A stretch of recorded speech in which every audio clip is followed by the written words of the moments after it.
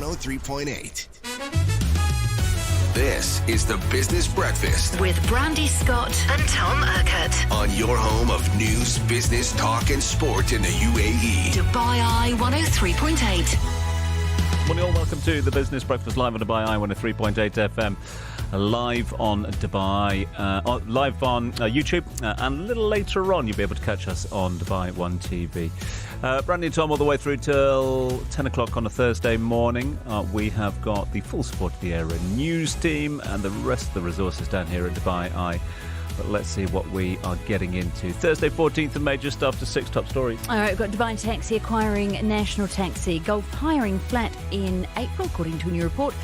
And US wholesale inflation hitting 6%. Yeah, more on these stories. Plus, the IEA's latest oil report is out. We find out what it says about the market outlook and what it means for prices. We've got the team from Gulf Intelligence joining us. And that taxi deal, one taxi company buying another. What's it going to mean for those of us hailing them? We're going to speak to the group CEO. For all of that, though, Serena Kelly has your news. From the ARN News Centre. Keeping pace with what's going on in your world. This is DubaiEye 103.8 News. Good morning, I'm Serena Kelly. The UAE has denied reports claiming Israeli Prime Minister Benjamin Netanyahu visited the country or that an Israeli military delegation had been received in the Emirates. In a statement, the Ministry of Foreign Affairs said its ties with Israel are conducted openly under the Abraham Accords.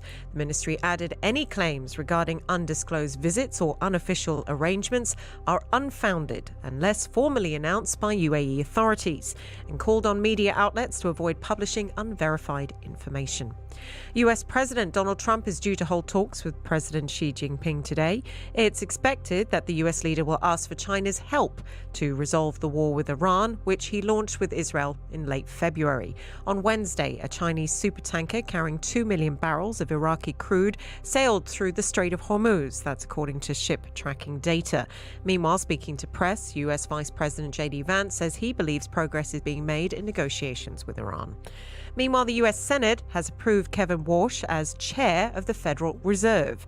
It puts the 56-year-old lawyer and financier at the helm as the US central bank faces issues of intensifying inflation.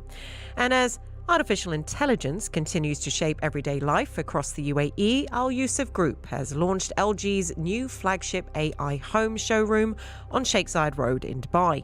Speaking to ARN News, Yusuf Ahmed Al Yusuf, Chief Operating Officer for Al Yusuf Group, said the showroom gives visitors a glimpse into how connected AI-powered living is becoming part of everyday homes. It represents Al Yusuf's continued investment in innovation and our partnership with LG to deliver advanced consumer technology, and so we've created a flagship destination where people can experience the future of AI-powered living firsthand here in the UAE, a market that loves the adoption of AI tools to improve living. For more on these stories, download the ARN News Centre app.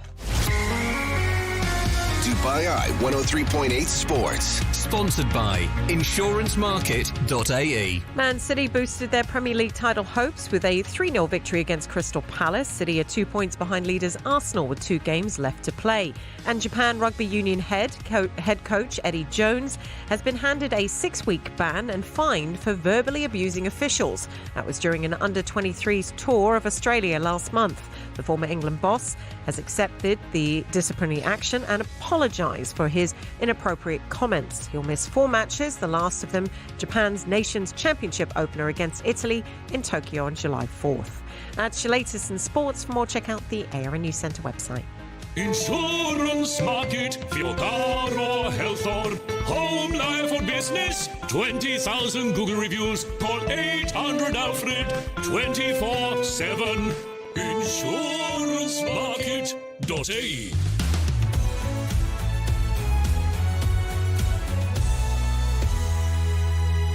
Morning all, thanks so much indeed for tuning into the Business Breakfast, penultimate day of the working week. It is a Thursday morning and you are locked in on DubaiEye 103.8 with the Business Breakfast with you all the way through till 10 o'clock across the United Arab Emirates. Good morning, wherever you're waking up to here in the UAE. You can also find us live on YouTube throughout the course of this morning. You can find us in podcast style. Straight after the show, the Bite-Sized Business Breakfast podcast is available just after each and every show that we do.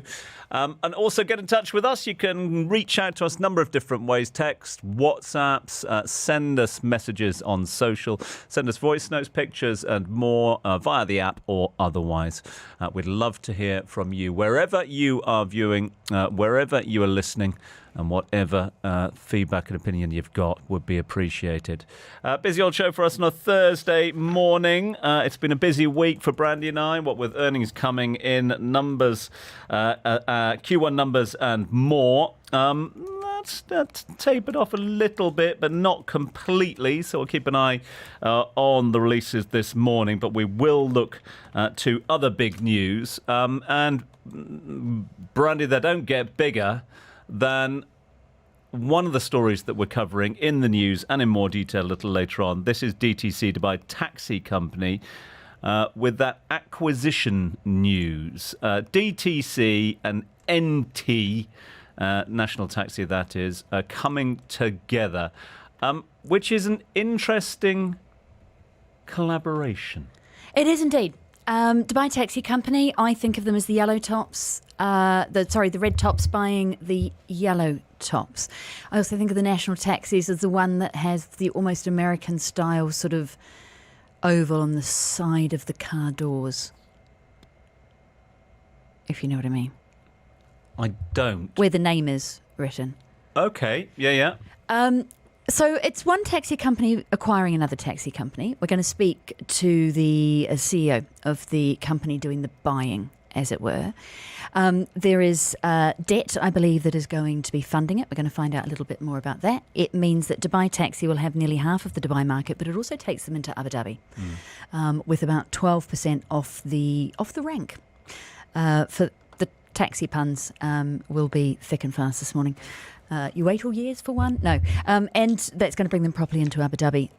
It's really interesting. I feel like we're seeing quite a lot of consolidation at the moment. Loads. If we think of Emaar into Dubai Holding, when Nikhil was already in Dubai Holding, two businesses coming together are more efficient. They've got leverage, they've got scale. Everything you buy, in theory, you can negotiate a better deal for because you're buying it in greater volumes, and you've just got a bit more sway, haven't you, when you're dealing with partners or anything else.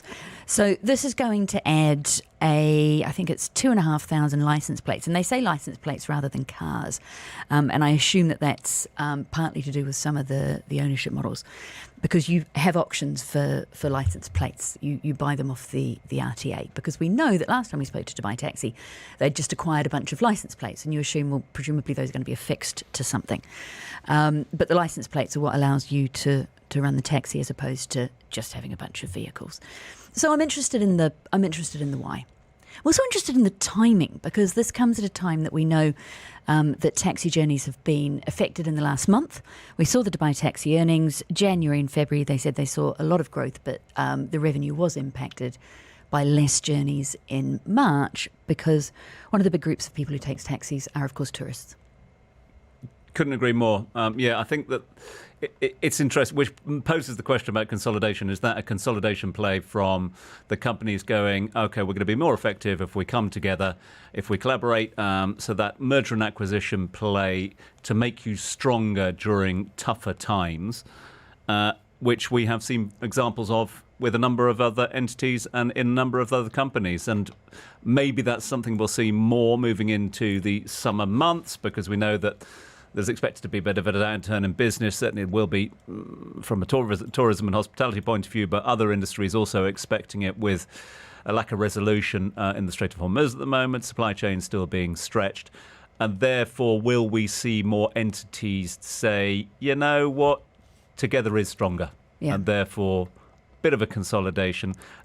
And these are two of the big ones. There are no shortage of taxi companies, private taxi companies here in Dubai. So basically, you think that you get out your door, you hail a taxi, or you get onto your Careem app and you hail a ride, and a taxi turns up, and you go, "Oh, look, that's very efficient," etc. But that's a number of different, basically private companies. You've got Dubai Taxi Company, National Taxi, the other two that come together. Cars is one of them, Arabia Taxi, Metro Taxi, Al Ghazal Transport, Emirates Transport, to name but a few across that are operational across the UAE. And so does it make sense, therefore, to strengthen your position in the market by coming together? I think that might be something that DTC is thinking here. And as you mentioned there, that the Abu Dhabi play is massive for them as well. Yeah, it is. And they've said, we've spoken to Mansour a couple of times, and he's said a few times that they're looking, excuse me, at different Emirates. The consolidation thing, over the last couple of years, there have been a few sectors that there's been a lot of consolidation chat and rumours for, haven't they? Or even just as new players have entered the market, we've created the chat and rumours by asking some of the players, do we need this many? Taxis, I've got to be fair, wasn't one I had necessarily thought about. But, you know, we've spoken, how many delivery companies have we spoken to that we've said, is there room for all of you? Every time a new sort of app opens up. A couple of the new super apps, we've said, do we need all of you? If we are getting grocery delivery, you've probably got one or two apps on your phone that you use. Ditto food delivery, you've got one or two apps on your phone that you use. Do we need all of it? Meal plan delivery was another one. Do you remember when we just saw that sort of explode? And then following that, we saw the meal plan aggregators, which was a platform to bring all the meal plans together so you could literally compare apples with apples in one place. And I remember one of those launched, and then a couple of weeks later, there was a second one into the pool. And at some stage, you either get your clear winners and losers, don't you? And sometimes that's by, you know, demographic or segment. And sometimes you do see companies coming together. Yeah. And it'd be interesting to see whether we see it in the ride-sharing space as well, because equally that one, you know, again, people order themselves a Careem, Uber or otherwise, and you think, oh, look, Careem have sent me a car, etc. But they're franchised to, they've got a number of different franchisees that they are having. So basically, you will, a number of times I've had this conversation with captains in the past, etc. You'll have a number of cars under one owner, which are then leased out to drivers, which work under the Careem portfolio. In fact, you can tell which fleet you're in looking at the code of the car on the window inside. So each of them have an individual code, and the letters at the beginning of that code will tell you whose fleet you're in on Careem. I did not know that. That is fascinating, because a lot of these companies in the ride-hailing, they're running a really asset-like business, aren't they? Yeah. I mean, effectively, they're a tech business, a platform business, because they don't own cars, they don't employ drivers. And it's one of the things in the UK particularly, there's been quite a lot of legal tussle as to what, you know, when it comes to health insurance or anything else in the UK and different benefits, drivers are actually entitled to. You know, do I work for you? Do I not work for you? Am I a freelancer? Am I not a freelancer? And the rest of it.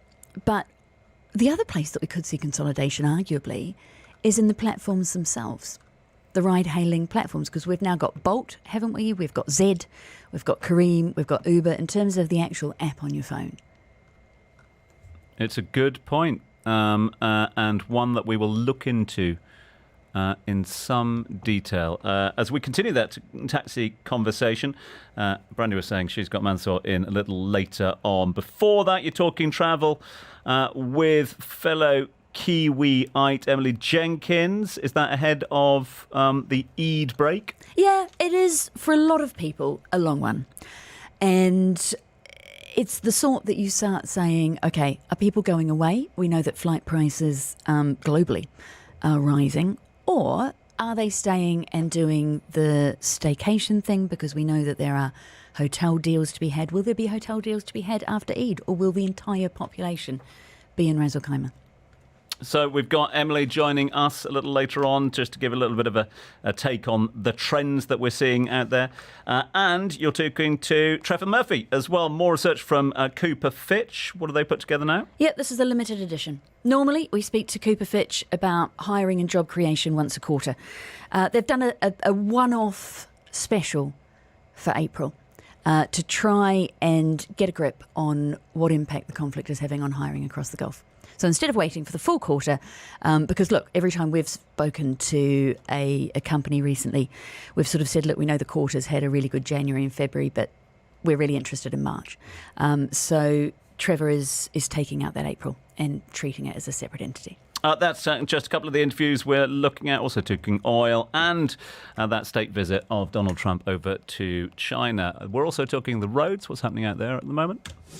DubaiEye 103.8 traffic. Sponsored by Yas Island Abu Dhabi. Isn't there a place that keeps kids thrilled? The answer is Yas. Book your Kids Go free package now at yasisland.com. Right, the E11, E311, E611, Sharjah into Dubai, all showing signs of traffic. 311's the busiest again this morning, although we've got a lot of congestion on the 611 coming across the Dubai-Sharjah border, but also the Ajman into Sharjah border looking very heavy there this morning. Elsewhere in Dubai, nothing really doing at the moment. Still quite quiet as the sun rises across Dubai. Same down towards Abu Dhabi. No issues there, and Abu Dhabi moving smoothly. See anything on the roads? We'd love a little bit of help here. You can be our co-driver, our navigator. Just let us know whether there's any issues on the roads. This is DubaiEye 103.8. Okie dokie, let's dive into the international news next. This is the Business Breakfast on DubaiEye 103.8. Sponsored by RackBank. With a RackBank business account, get up to 2% interest per annum, unlimited cashback on Forex transactions, and free domestic transfers. Apply now at quickapply.rackbank.ae. Tourism will return, but your customers, they're already here. Millions of residents spending every day across the UAE. At ARN, we help you reach 7 million of them daily. At ARN Business Club 2026, we'll show you exactly how and build your demo commercial and campaign on the spot. With exclusive event-only rates, this is your moment to act. Sessions are filling fast. Secure your session now at radiorsvp.com. 1st to 6th June at Blue Waters Forum, Dubai. That's radiorsvp.com. Don't miss this. Set the agenda for your day. Thousands of seafarers remain stranded in and around the Strait of Hormuz. Many of them have now been trapped on ships for months. And it is incredibly dangerous. Several vessels have been hit, and charities are warning of growing trauma among crews. Mel Warman is Director of Communications for the Sailors Society. There is no way that seafarers should be in this situation where they are literally sitting ducks there and they are being attacked, they're being fired upon, and some have lost their lives. We're supporting one family in India whose 25-year-old son, he had been a seafarer for 2 years, and on the very first night of the conflict was just taking on his shift in the engine room, and a missile struck the side of the ship and he was killed, and the family are devastated. Join the conversation on DubaiEye 103.8 weekdays from 10 a.m. Ever wondered why PolicyBazaar.ae gives you free car washes along with car insurance so that your beloved car stays bedazzling too? Guaranteed lowest car insurance prices along with free car washes only on PolicyBazaar.ae. DubaiEye 103.8 podcasts. News, business, talk, sport. And for many families, one question is front of mind. With international exams cancelled, how will universities decide who gets in? Yeah, of course. I mean, the first anxiety is obviously the students wanting to know if they're going to get a qualification. So clearly engaging with your school, looking at the information from various exams boards, and they've been tremendously fast to react. But also we're very keen to engage with students. So if they also feel they'd like to come but don't meet those admissions criteria, we strongly encourage them to talk to us, come and meet with us to understand the situation and see what's best for that student, whether that's a particular program or additional support, or we can still offer admission. We're being very understanding, and I think that's across the sector in terms of where those students are in their academic journey. Professor Simon Bradbury, Provost and Pro Vice-Chancellor International of De Montfort University, Dubai. Hear this podcast in full now at DubaiEye1038.com or wherever you get your podcasts. At RackBank, we're open for business. We've been supporting businesses for the past 50 years and will be here for the next 50. Open a new RackBank business account and earn up to 2% interest per annum. Enjoy unlimited cashback on foreign exchange transactions, plus free transfers within the UAE for all customers. Come bank with the best in business. Open your account digitally in just 48 hours at quickapply.rackbank.ae. Conditions apply. RackBank, 50 years with you. On FM, on your smart speaker. And now streaming live on YouTube. Join the Business Breakfast and the agenda every day as we dissect and analyze the issues that are affecting your world. Listen in your car or watch us on your screen as we break down the stories that matter to you in real time. Stream us and join the conversation weekdays from 6 a.m. to 1 p.m. YouTube.com/DubaiEye 1038 FM. Forget 4-4-2. What about 2-4-1? It's the winning formation. Sport? Like it? Good, so do we. And so do the Entertainer, who've been making the unaffordable affordable for the last 25 years. So we've teamed up with them to bring you live sports coverage every single Saturday afternoon from 4 p.m. Whatever your sporting poison. Splendid save. Oh, what a block! And he does to save a touchdown. You will never see in your life. Two ways to get your fix. Either you can join us live on location as we broadcast from an entertainer-friendly venue, or keep it locked here to DubaiEye 103.8 Saturdays from 4. It's extra time at the weekend with the Entertainer. Now that's the ultimate 2-for-1. This is the Business Breakfast on DubaiEye 103.8. Sponsored by ADGM. The ADGM app is your ultimate platform for business success. Available in the App Store and Google Play. Right, do keep your thoughts coming through to us. Lovely to hear from you each and every morning. You can text us on 4001. You can WhatsApp on 04871 5500. Time to set the stall out. Early doors on a Thursday morning at 6:21 on a Thursday. Let's have a look and see what's happening on the markets. The markets on DubaiEye 103.8. All right, keeping an eye on what's happening. The markets on a Trump in China sort of Thursday. Mixed is where we are. Shanghai is actually down slightly. The Nikkei is up slightly. Are we going to see some kind of AI truce, I guess, is what people are wondering about, plus chip supply, etc., etc. A lot of big discussions, a lot of big names. Boeing, lots of big companies, lots of chip names in there. NVIDIA, of course, the biggest. Markets not doing an awful lot this morning. Bit of wait and see. Commodities. Sponsored by EGA, Emirates Global Aluminium. Together, innovating aluminium to make modern life possible. Visit ega.ae to learn more. Right, let's have a look at the commodities markets for you. Gold extending its declines. Gold was up this time yesterday morning, or certainly trading up, and then started to go down. It's continued to extend those declines. Inflation woes weighing on rate cut bets, which is one of the big issues when it comes to the gold market. Gold down about 0.25% at the moment, 4,695. When gold's down, others seem to follow, and that seems to be the case this morning. Silver, copper, platinum, palladium, all trending down this morning. As to your oil markets, oil prices falling as Donald Trump arrived in China amid a stalemate in the Strait of Hormuz, and looking for a little bit of resolution via these high-level talks, high delegate talks over in China. We are seeing a little bit of oil struggling for direction at the moment. The IEA chipping in as well, flagging greater volatility ahead of the OPEC cuts demand forecast coming out. But we are seeing Brent trying its best. We are flat in terms of trading, 0.01% bounce for Brent, currently trading at 105.64 for a barrel. That's your WTI US crude futures. We are north of 101.03 at the moment, but as I said, fairly flat trading. You're listening to the Business Breakfast on DubaiEye 103.8. Join the conversation. Right, obviously one of the big international stories for us, and one that both Brandy and I will be monitoring throughout, and I'm sure the ARN News team will be, is the arrival of a certain Donald Trump into China. The US President, Donald Trump, has arrived. He's touched down in China and will shortly meet with the Chinese leader Xi Jinping. They're expected to discuss a range of thorny issues, tech trade and Taiwan. Tone set over the 2 days of meetings could dictate the course of the relationship between the world's two largest economies for years to come.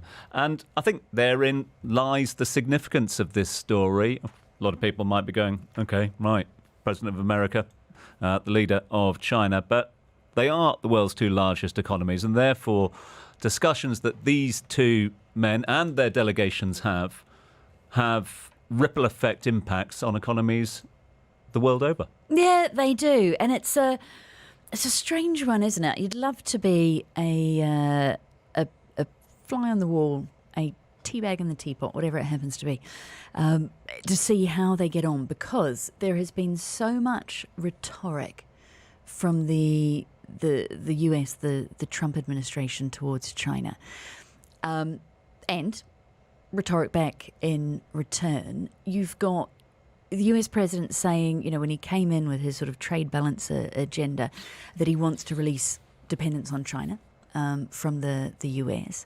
And we've seen a lot of tariff measures and chip measures on the back of that. But at the same time, he's also said that he'd quite like Chinese companies to invest in manufacturing facilities in the US and make their goods there. Can you have both? Not sure.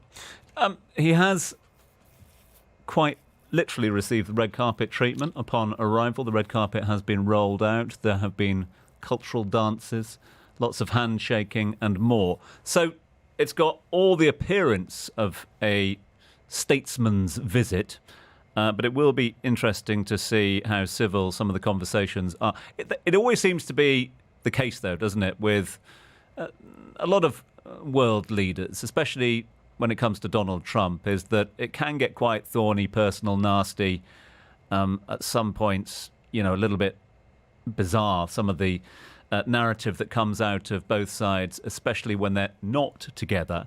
And there can be allegations thrown and accusations made over Truth Social, other medias, etc., or behind podiums on other sides of the world. But when he does get together with a lot of leaders, you can see a bit of a softening as well, depending on the way. I mean, unless you're in the White House and blindsided. Unless you're in the White House and blindsided. And I think on his territory, he can be a lot more bellicose, that's for sure. But when you're on an away fixture, I don't know how strong. But that's the other thing, isn't it? He said in the past that, you know, he likes strong men, and so a lot of people question his relationship with Vladimir Putin and other leaders around the world. But he does like strong men, and this is being sort of billed in many ways as a summit of the strong men. And it's going to be interesting to see which is the stronger coming out at the end. Yeah, I mean, Georgia mentioned the geopolitics the other day. The conflict, obviously, Taiwan, AI, very much two countries that are sort of battling each other for dominance. There's been, you know, IP allegations back and forward. There's been quite a lot going on with what chips can be sold in and out of China. There's that whole argument from NVIDIA that because they haven't been allowed to sell their most powerful chip, they got the sign-off to sell their second most powerful chip, but I don't think they've actually been shipped yet. But the argument for NVIDIA is if we're not allowed to sell our technology into China, they'll come up with their own. And then we don't make the money from selling our technology into China.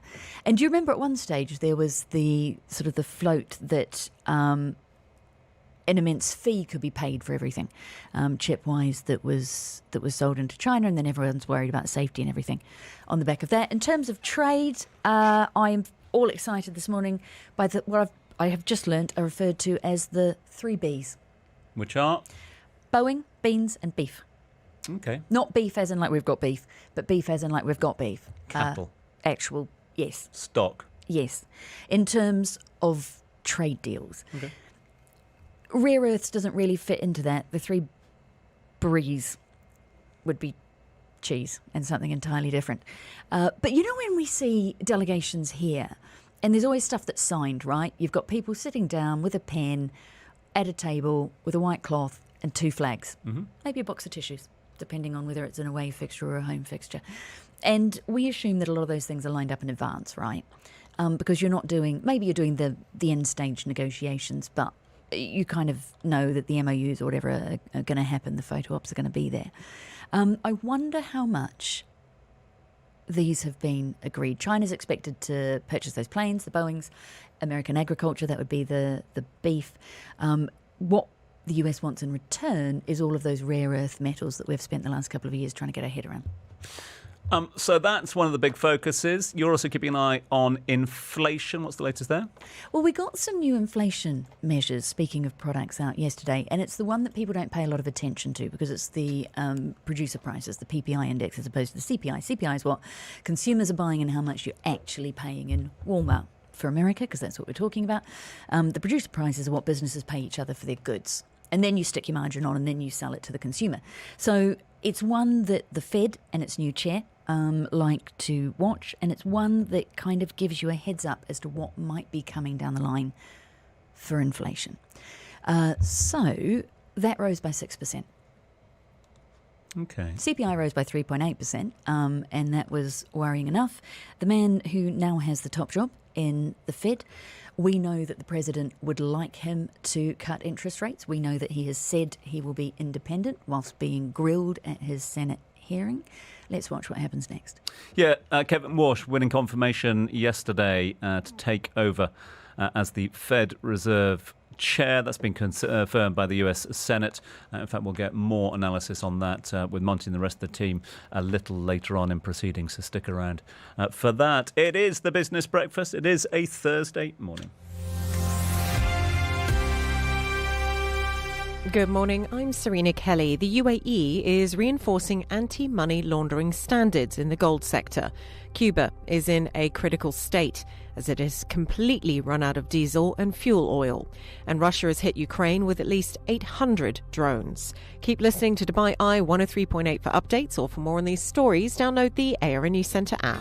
This is the Business Breakfast on DubaiEye 103.8. Sponsored by JAFSA, a complete business setup ecosystem for global trade. Visit jafsa.ae. Farmer's Kitchen with me, Helen Farmer, explores the delicious world of food as we speak to incredible chefs, food bloggers, restaurateurs and more. Join us as we go behind the scenes of your favourite foodie spots around the UAE and offer up some ideas about where to go on your next culinary adventure. Farmer's Kitchen with More Cravings by Marriott Bonvoy. Every Friday from 1pm on DubaiEye 103.8 for your ultimate foodie guide.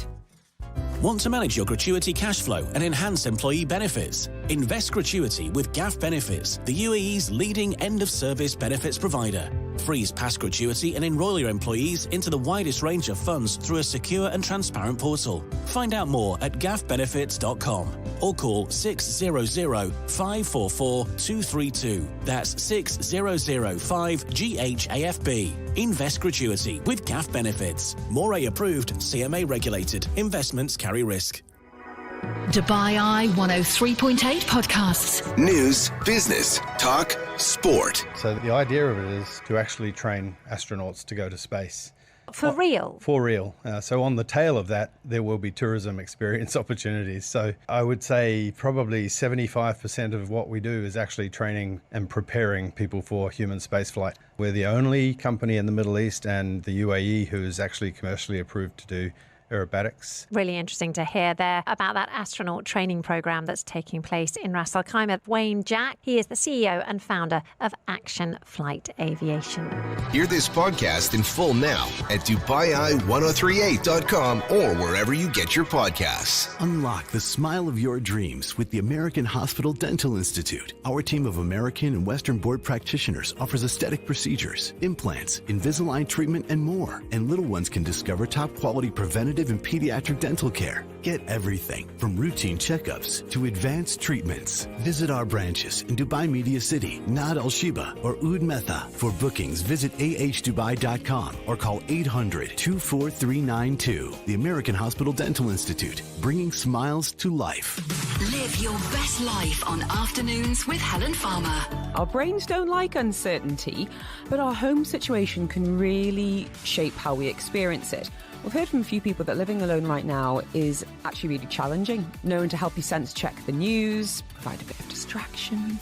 Psychotherapist Moira Crutchman, how can we stay mentally well when we're solo? We want to try calm our nervous system. So having your bag packed and ready to go in case you need to go, know that's done. Some tools like breathing in for 4, out for 6, 5 rounds of that, and then just naming things we can see tells our nerve system that right now we are safe. Routine creates predictability, tells our bodies and minds that we are safe. Safety settles the nervous system, obviously. So having things in place and trying to get as many routines in as possible. Join the conversation on DubaiEye 103.8, weekdays from 1 p.m. For 100 years, Chevrolet has driven this region forward. And today, we celebrate it with something just as powerful. Limited time offers on select Chevrolet models. From the legendary Tahoe to the powerful Silverado and the smart Captiva PHEV. Unlock the deal of a century together with Chevrolet. Book your test drive today at ChevroletArabia.com or visit your nearest Chevrolet showroom. T's and C's apply. Chevrolet. Together, let's drive. One-on-one with Chris Fade. A lot of these guys go through mental health issues because they don't really have a support system that just wants the best for the talent. Featuring NBA champion Tristan Thompson. We didn't grow up much, so for me, I want to give my family a better life. The best feeling would be able to tell my mom after I got drafted, like, you'll never have to work again. One-on-one with Chris Fade. Listen on Apple Podcasts, Spotify, and watch the whole episode unfold on YouTube. DubaiEye 103.8 is on the air and on your smart device. Find us on the ARN Play app. Download it for free now in the App Store and Google Play. This is the Business Breakfast on DubaiEye 103.8. Always carry your business with you with office presence from eAnd. It is the Business Breakfast on a Thursday morning, 6:36. Here come some of your business headlines. Business headlines on DubaiEye 103.8. Right, Dubai Taxi Company has agreed to a deal to acquire National Taxi, adding another 2,500 licence plates and another 12% market share in Dubai, as well as entry into Abu Dhabi. Deal expected to complete in Q3, pending regulatory approval. And Gulf hiring coming in flat for April compared to the year before. That's according to the recruitment firm Cooper Fitch. We're going to get their report a little bit later. The US Senate has voted to confirm Kevin Warsh as the chair of the Federal Reserve, paving the way for the lawyer, financier and former central bank governor to take the reins of the Fed. US wholesale inflation reaching 6% in April. That's its highest level since 2022. The rise in producer prices is largely on the back of rising energy costs. The IEA warning of further oil price spikes on the back of falling global reserves. This is the Business Breakfast on DubaiEye 103.8. Join the conversation. Right, earnings season and more earnings coming through as we went off air yesterday. And of course, we will keep an eye out for those coming through throughout today. AD Ports reporting yesterday afternoon. AD Ports Group saw total net profit in Q1 2026 of this year, that is, soaring some 41% year on year to over 650 million dirhams during Q1 of the year. Result of, as they said, or what they put down to operating leverage, lower finance costs, and stronger contribution through JVs and associates. Total net profit rising 41% in the first quarter. Group's revenue surging some 25% year on year as well. Organic growth, they said. Strong operational and financial performance of a number of agreements they've got in place, including the Maritime and Shipping and Economic Cities and Free Zones Clusters agreement which has been in place for quite some time. EBITDA growth momentum was even stronger during the quarter, increase of 33% year on year, improving profitability and more. So good numbers coming through from AD Ports within the last within the last 24 hours. And also a lot of analysts suggesting, okay, taking the numbers in, and maybe some people would have gone, hang on, how does that work? Because obviously there has been a lot of issues getting to stuff to and from the UAE, and a lot of that is, of course, centred on the ports. But they point to new trade routes and the fact that new trade routes have been put in place even before February the 28th and the slowdown in shipping routes during March, and that has done well for the numbers. So AD Ports first quarter profit rising and yet more good numbers coming through Q1. Yeah, we are, as Tom said, we were trying to come up about this time yesterday with a proper sort of analogy for the way that results come out over the 45-day window. Tom came up with the sort of, I think of them as very Sex and the City fire hydrants. You see them in New York telly programs. We've had the gush. We are arguably down now to the trickle.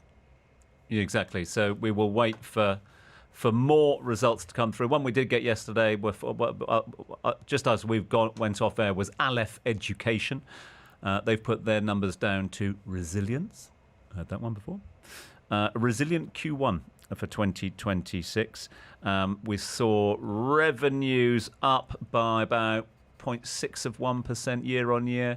Continued stability of the core UA portfolio, contributions from a number of recent acquisitions and recently signed contracts across several of their divisions as well. So Aleph Education, of course, the AI-powered learning solutions provider, redefining educational experience for a number of students here, delivering that resilient start to 2026. Their Q1 revenue of 180.8 million dirhams.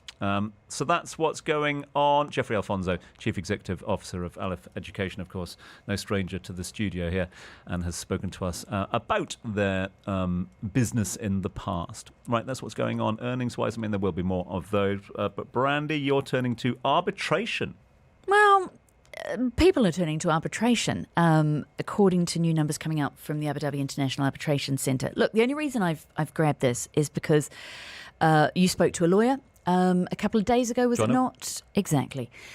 Who was in talking about some changes to arbitration laws and what they would mean for companies going forward. We know that when you have delays and rising prices and all the rest of it, that contracts are under strain. Not everything gets delivered in the way that it's promised to be delivered. That could end up in court, or it could end up being arbitrated. So the Abu Dhabi International Arbitration Centre have seen, and bear in mind this comes from quite a low base because they've only been rolling now for just over a year. They're in their second year of operation at the end of it.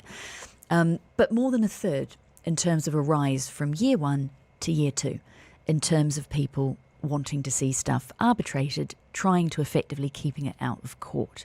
You still have someone making a decision. It's not mediation where the two parties need to come together. It's arbitration where you're both putting your sides forward, and it's decided for you, but it is cheaper.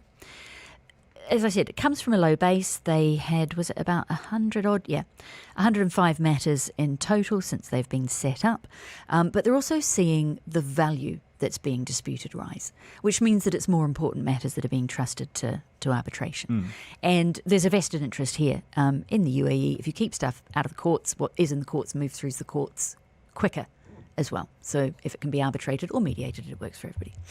And that was what John Davidson from Davidson and Co. was talking about last week, wasn't it? There'd been these new amendments to the laws which had basically addressed a few of the loopholes that we'd seen here when it came to dispute resolution, and had put more onus on arbitration, because at the moment there was, or up until the change of the laws, there had been this ability to kick your heels for a little bit in terms of these cases going on and on in the courts, whereas this is more onus on arbitration, more onus on settling. And I thought there's an interesting point that he was making, that even though you've got so many different international entities here, the Dubai law system, or the UAE law system, has been well set up now as a place of arbitration, rather than take that case to other law entities around the world. So certainly a move in the right direction there in terms of dispute resolution.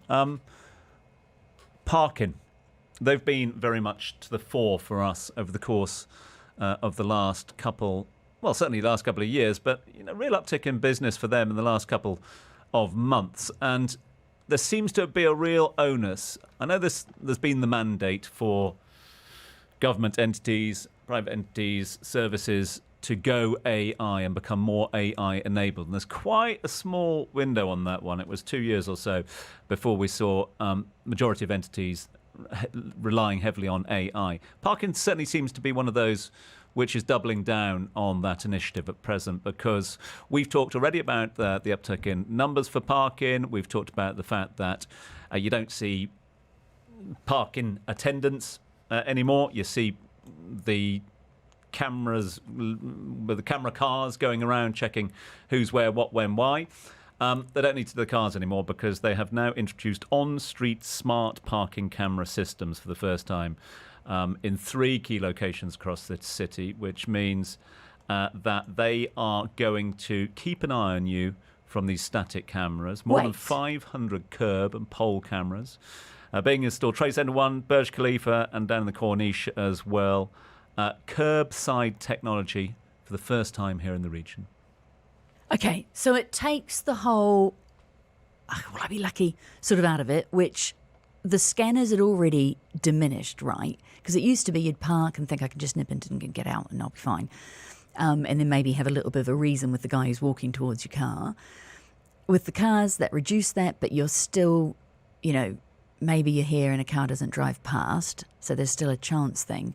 But if you're parking and it's on a pole, like one should be paying anyway, but that's it, isn't it? Yeah. So they've got these curb and pole ones that are out there that are sort of basically monitoring behaviour. So like you were saying the other day, somebody parking in the wrong space or holding up traffic, etc. So they've got that covered. They've also got 200 parking lot cameras as part of this new thing, which they're putting into a number of the major parking areas, which basically uses AI to A, catch a vehicle image, B, detect entry and exit times, C, calculate parking fees, cross-reference that with whether you have paid for that on your WhatsApp or on your app, enable automatic payment, and then if you haven't paid up, violations. So basically you don't need that van now. A lot of the places will be monitoring for you, which is, again, it's AI working in its most efficient state. Not great for drivers looking to try and save a couple of dirhams, but I get it. So here's the thing. You know how some of them you drive out and it automatically takes it? If they automatically took it every time, there'd be no fines. That's a good point. Well made. Talking of the traffic, let's have a look at road. DubaiEye 103.8 traffic. Sponsored by Yas Island Abu Dhabi. Isn't there a place that keeps kids thrilled? The answer is Yas. Book your Kids Go free package now at yasisland.com. Right, no traffic to report at the moment in Abu Dhabi. Roads down to Abu Dhabi looking good. Dubai on the whole looking good. Little bit of traffic for you on the E311. Starts in the Mahesna area up in Sharjah. And you're starting to see sort of evidence of traffic all the way down to Dubai Silicon Oasis. That's what's happening on the road. This is DubaiEye 103.8. Right, we've got Sean Evers joining us in just a few moments' time, talking all things oil. DubaiEye 103.8's weather check. Mainly sunny, hazy, and highs near 35 degrees Celsius today with a real feel of 37. I'm Serena Kelly, and stay tuned for today's latest news at the top of the hour. This is the Business Breakfast on DubaiEye 103.8. Sponsored by PolicyBazaar.ae. Get health insurance with exclusive PB Advantage benefits like no claim bonus and auto recharge from PolicyBazaar.ae, where the UAE gets insured. Time check with Weo Bank. It's coming up to 7 a.m.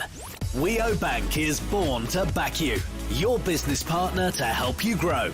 Download the Weo Business app. DubaiEye 103.8's big day out at Yas Island is back, and we're celebrating the unity of every emirate across the UAE on the 23rd of May.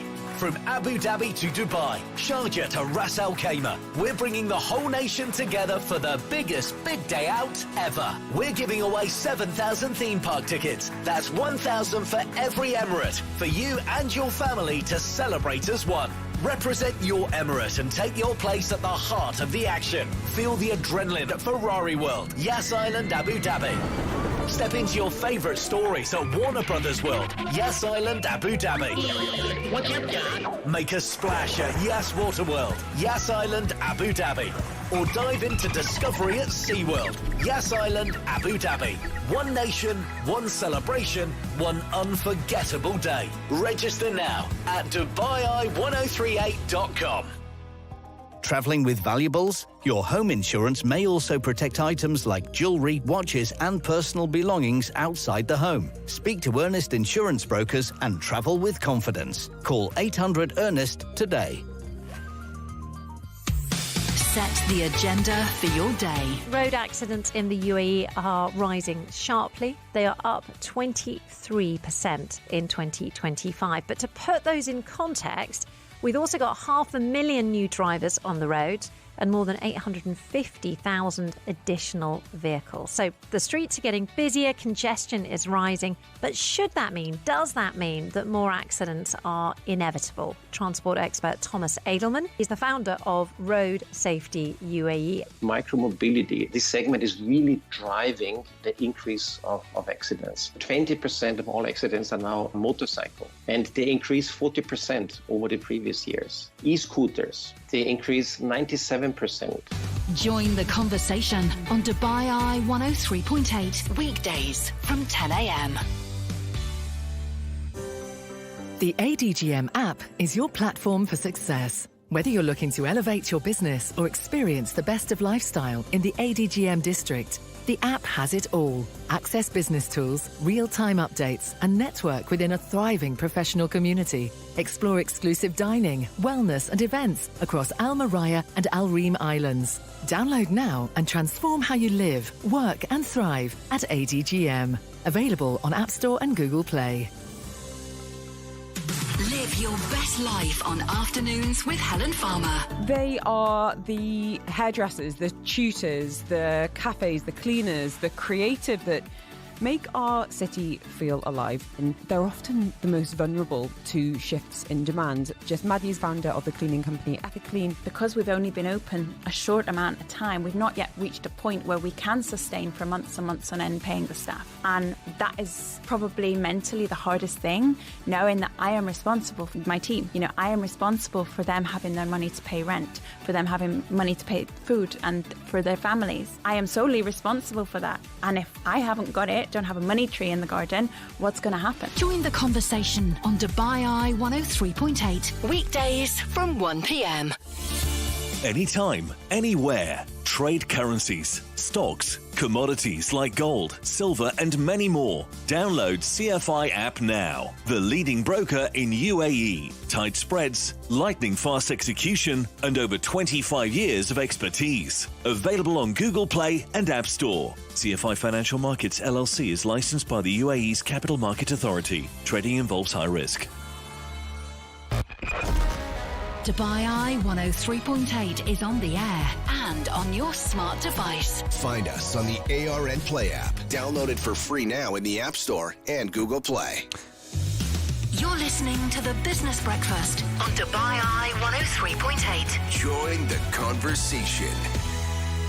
Right, we are. This is the Business Breakfast. It is a rather beautiful Thursday morning. I did note that whilst getting up a few hours ago, getting into the car and heading out. Very temperate indeed. Sure, things will heat up a little later on, but the weather very nice this morning. Right, what about the currencies? The currency market, is the currency market nice? Let's find out. Currencies. Sponsored by insurancemarket.ae. Pretty flat, to be fair. Obviously, we've got the US President Donald Trump in talks as we speak over in China with a high-ranking delegation as the two largest economies in the world meet. The euro dollar is flat at 117.13. The pound dollar is literally flat, no move at all on the market at 135.23. Aussie dollar and NZ pretty flat as well. What about the Japanese yen? 157.93 is the current trade with the US dollar. And the Chinese yuan is trading down a little against the dollar, but nothing really doing. 678, the latest. The dollar market fairly flat this morning in terms of trade. Call 800-ALFRED 24/7 to get life insurance from insurancemarket.ae. Woohoo! Salary credited. Before you splurge, secure your family's future. Insurancemarket.ae. You're listening to the Business Breakfast on DubaiEye 103.8. Join the conversation. Right, how do you make sense of the global oil supply conundrum these days? Well, first of all, you turn to the IEA, their monthly oil market report will give you something of an indication. It suggests that global oil supply is expected to fall short of demand this year as the conflict here in the region severely disrupts Middle East production. That's according to the latest predictions from the IEA. That's one side of the story. The other thing is you just need a bit of a clear head, don't you? So you need to get out and about. You need to clear your head. And how better to do that than your morning walk, which is something of an iconic morning walk for those that follow our next guest, Sean Evers, on socials, LinkedIn and more. The founder and managing partner of Gulf Intelligence is multitasking this morning. Good morning to you, Sean. Good morning. Good morning to all of you guys. Good to have you out there. The weather is rather perfect this morning, is it not? Oh, my God. It's been, I'd have to say, I don't know if we say this every year, but this season feels like the cool period is extended a little bit. In all the trauma, there's a gift of cooler weather in the morning. So, yeah, it's been beautiful. Dubai morning walk is up every day, enjoying the cool weather while it lasts. Well, weather to one side, let's turn ourselves to another storm at the moment. That is, of course, global oil supply. You've had a chance to go through that IEA report this morning. Big takeaways for you?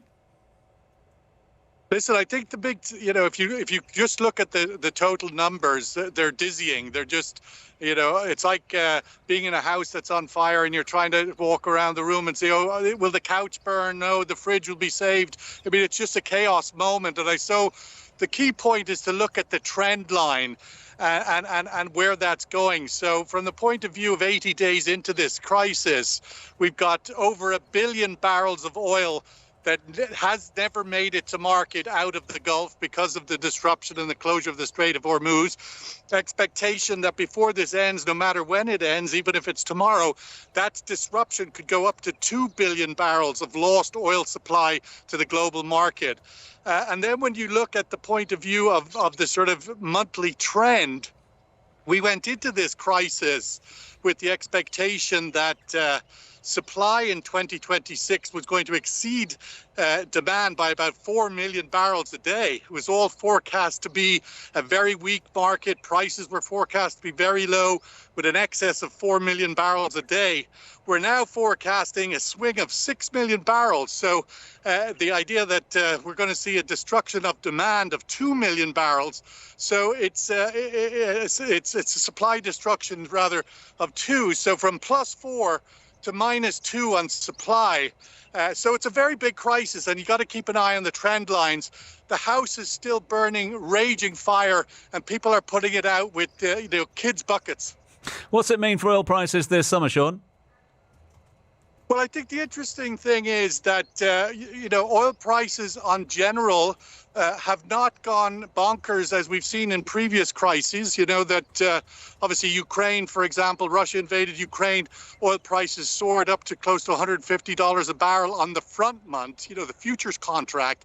We haven't seen that this time. We've seen it peaked so far, at least this isn't over, obviously, peaked at 126 in late April. That's the highest sort of print we've had on futures. We're down below 110 now. I think the key point here really is not the fact that what the high is going to be, and it's going to be, in and around or higher where it is now over the coming quarter.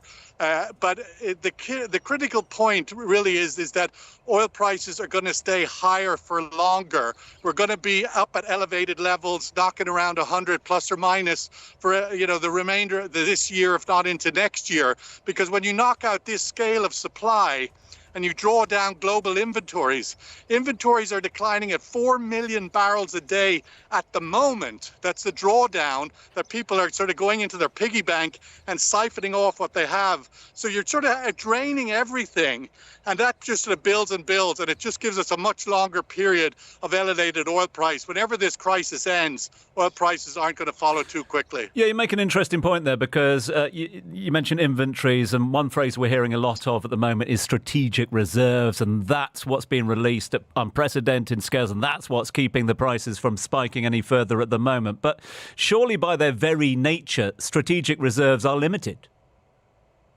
They are limited, and typically OECD countries, by rule of membership, is that you have 90 days of cover of imports, and that is what you are That's sort of the standard for developed economies. China's gone even further than that, and they've doubled that. They've got over 200 days of import cover. They've built up their inventories. So yeah, inventories are declining at a rapid rate. I think the IEA said yesterday the fastest rate of decline in history. It's 4 million barrels a day and growing. It's also, it's critical to remember all these numbers are growing, whether it's demand destruction or supply destruction. When we think about COVID and the terrible years that was, we had a very instant demand destruction. We were all locked in our houses. Nobody was doing anything. Demand dropped 10 million barrels in a heartbeat. So supply had to be constrained in order to catch up with the demand destruction. On this occasion, it's the other way round. Supply destruction's dropped in a heartbeat and demand has stayed high. And now demand is having to be destroyed in order to catch up with the lower supply. So demand, for example, again, watch the trend line. IEA forecast only a month ago that demand destruction was going to be 80,000 barrels a day this year. They've already increased that by a multiple of 5. That's down now. They're looking at closer to 500,000 barrel a day of demand destruction. That's a multiple of 5 demand destruction in a month. 3 months ago, it was over 1 million that demand growth was meant to be in place. So we're going to see demand destruction continue because there just isn't a supply there. So prices are going to rise on everything in order to stop you getting in your car, getting in your airplane, turning on your AC, etc. It's all about demand destruction this summer. One very quick one, Sean, given the fact that you're out there, you're away from the noise of social media and narrative out the White House and elsewhere, you're amongst the sounds, the soothing sounds of nature this morning, so a clear head. Strait of Hormuz to reopen in Q3, realistic? I'm not optimistic here. The open is going to be a graduated thing. We're already, you could say, technically the Hormuz is open. A few ships move through it every day, a handful. Could that grow to being more than a handful? Maybe 2 handfuls, 3 handfuls? Yes. But to open in the scale of what it was before the crisis, absolutely not. If ever, but certainly not in the second quarter and not unlikely in the third quarter. Normality, you're probably looking at 2027, and that's if you get all the politics lined up. Shawnee, I'll let you get back to it. I've been told you're on your Dubai walk this morning, but judging by the pictures we're seeing, it looks like you're in some idyllic moor in Europe at the moment or something. But it looks beautiful. I'll let you get back to it. Enjoy the environment.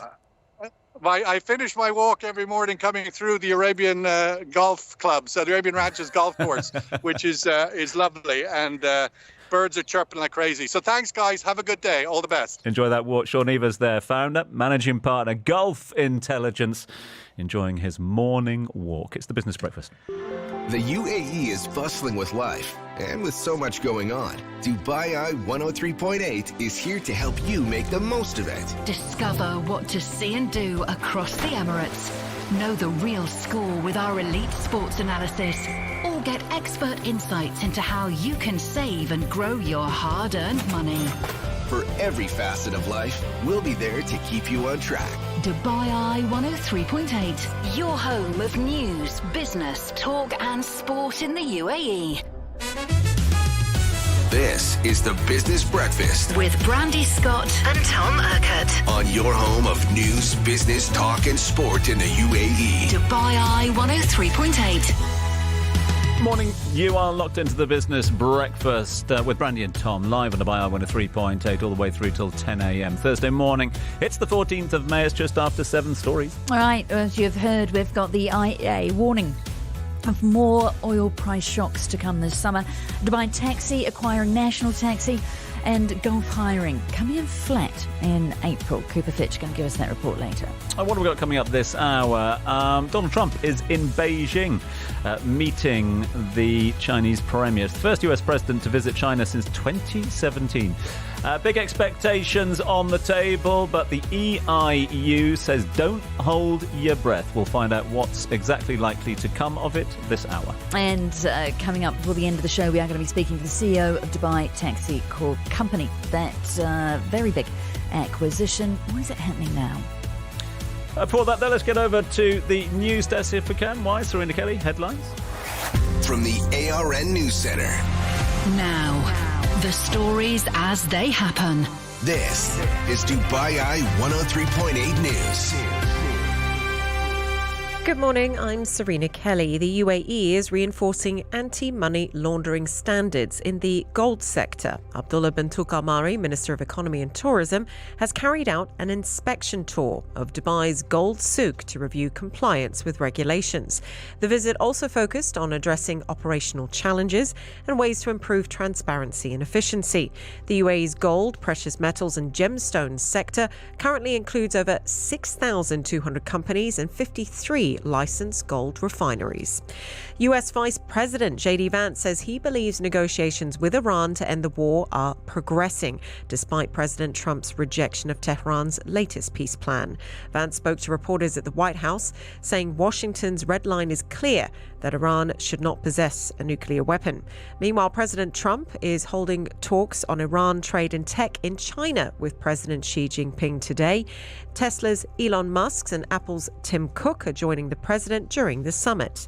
Meanwhile, Cuba is in a critical state. It has completely run out of diesel and fuel oil. That's according to the country's energy and mines minister. Havana faces its worst rolling blackouts in decades amid a US blockade that has strangled the island of fuel. And in Ukraine, Kyiv has been hit by a massive attack from at least 800 Russian drones early today.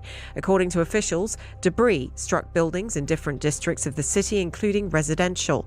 There were no immediate reports of casualties. For more on these stories, download the ARNU Centre app.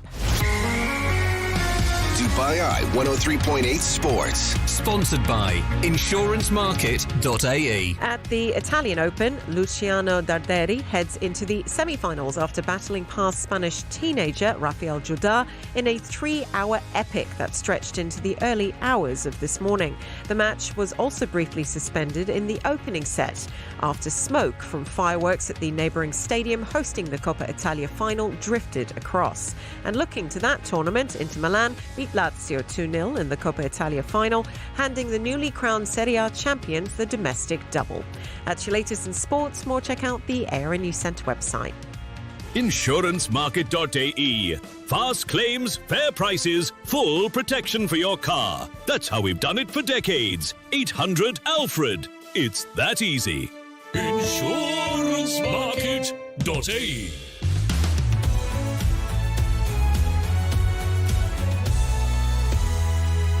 Okay, Serena Kelly's been kind enough to stay with us here in studio for a few more details on some of the big talkers of the day. Right, we are talking to the team from DTC, Dubai Taxi Company, a little later on. And you've been looking at this major deal. Yeah, so that Dubai Taxi Company signing the expansion deal acquiring National Taxi. The transaction's valued at 1.45 billion dirhams. National Taxi, founded in the year 2000, we know operates more than 2,700 vehicles and around 2,500 licensed taxi plates across Dubai, Abu Dhabi and Al Ain. So over the past year, the company's completed more than 25 million trips, reported revenues of 774 million dirhams. So once the acquisition is complete, DTC says its market share in Dubai will rise from 47 to around 59%, while also giving the company a stronger foothold in Abu Dhabi. Combined, the two operators are expected to manage a fleet of more than 14,000 vehicles, serving an estimated 78 million trips a year across the country. DTC says it plans to retain the National Taxi brand. The transaction's expected to be completed third quarter of this year, subject to regulatory approvals, of course. Appreciate that one. Another story that we've been discussing already this morning is, of course, that new initiative by Parkin. They're going more AI. That's right. So they've introduced on-street smart parking camera systems. Have you seen what they look like? We do have a picture up on the ARNU Centre website and Instagram account. Tom? Yeah, I've seen your story. So there's like a little box. It's a box white. These are the ones that are situated by the curb. They're curbside cameras. So they look like little white boxes. Easily missed. No, I'd say they stand out because it's not as white much as a against big grey. Parking And they've got their logo. car behind you. Okay. Cameras mounted on the top. Right. So they've been installed at 3 locations in Dubai. You've got Trade Center 1, Burj Khalifa, and Al Corniche. So as I was saying, it's a type of curbside technology, first in the region. You're going to see more than 500 curb and pole cameras installed. Parkin has also deployed 200 parking lot cameras using AI, so these cameras are going to be able to capture vehicle images, automatically read number plates to detect entry and exit times, calculate parking fees, enable automatic payment, also identify parking violations. And I think that's the big one here, is basically, once you park, make sure that you've paid for your parking if needed. I think it's just gone are the days of thinking you can cheat the system in terms of like, look, I'm literally just popping in to pick up my dry cleaning, really don't want to pay for an hour's parking, so I'm literally going to risk it. I mean, you can't now, because whereas in the past it was dependent on whether somebody came down the street with their the parking attendant came down their street, or more recently the parking attendant came around the corner in their van. In their car, yeah. No, you can't. Yeah. You're just going to be done. You're good for it. Yeah, so you might as well, before you get out of the car, make sure you've paid. Do you know what the other thing is, though? That I was reading your story on the ARN News Centre this morning about it, and it talks about topping up the parking wallet. It's yet another wallet that you've got to make sure you've got money in. I'm really struggling with these wallets. You want a one-stop shop wallet. I want a one-stop for everything. I want a one-stop shop wallet because I can't remember what I've got in my Salik wallet. I drove down to Abu Dhabi yesterday, so I needed to make sure there was enough in my Darb wallet. And now I've got my parking wallet I need to do. Anyone with UAE Pass that's listening, Tom would like you to add a wallet system because my Kareem wallet's demanding money. No. But I suppose I've got a wallet for the telco, the Virgin. I have to keep topping that up in order to then buy the services from them. Yeah. But by doing a one-stop shop wallet, are you also opening yourself up for scammers and hacking? Because at least if, let's say, not the app gets hacked or something, but actually, I'm saying, no, I use the Virgin to pay my parking. I pay the. Whoa. If your wallet gets infiltrated only connected with one, then the likelihood is that the others are still safe. Whereas if you've got one wallet for all of them, you've got a fraudsters. It's their field day, isn't it? That's just thoughts for Serena Kelly this morning. All the cameras from these ones that Parkin are installing are solar powered. Both systems, as you said, Tom, fully integrated with the Parkin app. But yeah, keep an eye out for them. Little white boxes on the curb. I haven't seen the pole ones yet, but they look pretty cool. Right, Serenes, thank you very much indeed for that one. If people want to stay up to date with all the latest news, they do what? Just check out the ARN News Centre app or all our socials. Thanks very much indeed for that.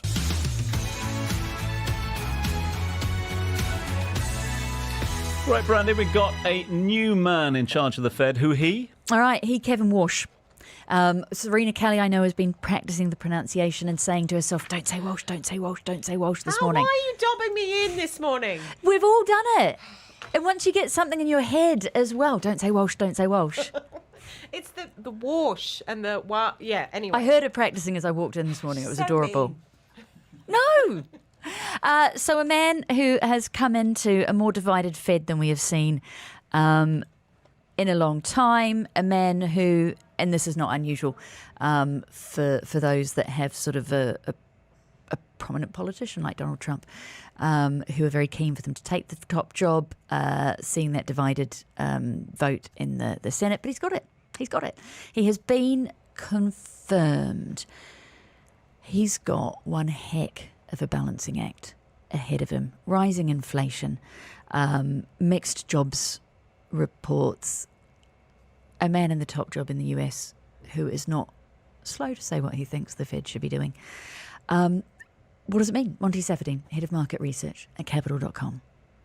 It's official. Kevin Walsh will be the next Federal Reserve Chair. His job is a balancing act. He has to use the monetary tools at his disposal to ensure maximum employment and price stability between trying to lower rates in the balance sheet while noting a jumpy bond market, balancing between the hawks, and there are hawks on the board, as well as the doves, and not just in the central bank, but from the White House that has been making a big push for big rate cuts. And the timing, oh boy, that could have been a whole lot better. Higher energy prices have led to hotter consumer prices and producer prices. The figures releasing yesterday, you don't want want to know how bad those were. The fear that higher energy prices could, and I quote, bleed into other prices starting to take shape. And when you have high inflation that's above target and moving notably in the wrong direction, you're supposed to raise rates to contain demand. And he doesn't vote in favor of interest rate reductions, sizable ones, and swiftly at that. You can expect the mood to shift at the White House, where President Trump has made it clear, as he did in his first term, that he wants lower interest rates. The awkward part, outgoing Chairman Powell will still be there, not as chairman, of course, but on the Board of Governors, at least for now. Those thoughts of Monty Safadine. He joined us a little earlier on. We're going to be hearing from Dan Richards a little later on about Donald Trump's trip to China. But thank you very much indeed for your messages. Somebody chirping in this morning on the back of our chat with Sean saying, we always talk about barrels when we're talking oil. But how many gallons or litres are there in a barrel? It's a very good question. And one that ChatGPT tells us is, well, a standard barrel of oil, often abbreviated as BBL, is defined as 42 US gallons. So that's roughly 159 litres or 35 imperial gallons. Standard unit measurement for volume and pricing. Oil typically transported via pipeline or tanker rather than in the physical 42-gallon barrels. And in fact, it became the standard oil barrel measurement in 1872. That's when we got that announcement officially adopted by the Petroleum Institute since then. So a bit of a history lesson as well. Thank you very much indeed for that question. Hope that helps. DubaiEye 103.8 traffic. Sponsored by Yas Island Abu Dhabi. Too hot? Too bored? Too lazy to plan? The answer is Yas. Book your Kids Go free package now at yasisland.com. See a bit of traffic coming in to Dubai from Sharjah on the main thoroughfares. Bit of traffic on the 44 Dubai Design District. Accident for you in and around the junction with the what's the mall down there? No, it's not the mall. It's the Gems Founders School. You know that where you're heading up on Hesse Street. So it's just on the junction with the E44. A little bit of an issue if you're there. And heavy traffic past Emirates Hills, coming past Topgolf Dubai. And this is northbound on the E11. Keep an eye on that one. This is DubaiEye 103.8. Right, Cooper Fitch coming out with a one-off special edition April jobs report. We'll find out why. This is the Business Breakfast on DubaiEye 103.8. Sponsored by PolicyBazaar.ae. Get health insurance with exclusive PB Advantage benefits like no claim bonus and auto recharge from PolicyBazaar.ae, where the UAE gets insured. Final call for ARM Business Club 2026, hosted 1st to 6th June at Blue Waters Forum, Dubai. If your business isn't reaching residents, you're missing the biggest opportunity in the UAE right now. 7 million listeners every single day. Join us and we'll create your demo commercial, build your custom campaign, and unlock event-only advertising rates. This is your chance to get back into market smarter. Register your session at radiorsvp.com. That's radiorsvp.com. Register now before sessions close. What if saving money could win you a car? With The Entertainer, it can. Purchase the UAE app today and automatically enter the draw for a chance to win a Jatour T2 Luxury Plus. Enjoy thousands of buy one get one free offers across dining, spas, hotels and more, all while getting closer to your next big upgrade. Save on the things you love and you could be driving away in style. Download the Entertainer app today in partnership with Jatour UAE. Part of Elite Group Holding. T's and C's apply. Download the app today. Imagine a school where tradition meets tomorrow, where 450 years of British excellence ignite the ambitions of a new generation. Rugby School Dubai opens this August 2026 in Nad Al Sheba, bringing the renowned whole-person, whole-point philosophy to the UAE. With exceptional faculty, outstanding facilities, and an education shaped for leaders of the future, this is where character and intellect grow together. Admissions are now open from FS1 to Year 13. Visit rugbyschooldubai.ae to apply today. Set the agenda for your day. Delivery drivers, they are officially being taken off some of Abu Dhabi's fastest roads. Motorcycles that are used for deliveries are going to be banned from roads with speed limits of 120 kilometres an hour or more. Now, the authorities obviously say they're looking to reduce accidents, they're looking to improve traffic flow, and the move follows similar restrictions that were already introduced in Dubai. Phil Clark is Director of Road Safety and Enforcement at 4E. On a high-speed road, you've got vehicles in the outside lanes doing 100 120, possibly more kilometres an hour. And you've got delivery motorcycles that are restricted to 100 anyway, which does create a risk. Join the conversation on DubaiEye 103.8 weekdays from 10 a.m. For 100 years, Chevrolet has driven this region forward. And today, we celebrate it with something just as powerful. Limited time offers on select Chevrolet models. From the legendary Tahoe to the powerful Silverado and the smart Captiva PHEV. Unlock the deal of a century together with Chevrolet. Book your test drive today at ChevroletArabia.com or visit your nearest Chevrolet showroom. T's and C's apply. Chevrolet. Together, let's drive. The ADGM app is your platform for success, offering business tools, real-time updates and networking within a thriving community. Explore exclusive dining, wellness and events across Al Maraya and Al Reem Islands. Download now and transform how you thrive at ADGM. Your business doesn't stop when you leave your office because opportunities can happen anywhere. In a meeting, on the road, even between appointments. That's why there's Office Presence from eAnd, a smart business landline solution with a landline on the go, flexi minutes and domain name. So, wherever your business happens, you're always ready to answer.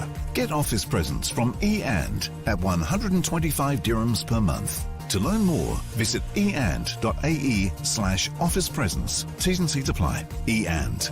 Go for more. Artificial intelligence. Everyone's talking about it. The UAE is deploying it. Faster decisions. A nation that responds in real time. And Presight is driving the change. With 23 AI systems across 13 UAE government entities, 2 million automated decisions a day. The UAE will be 50% agentic in 2 years. We are delivering it. Presight. Intelligence. Applied.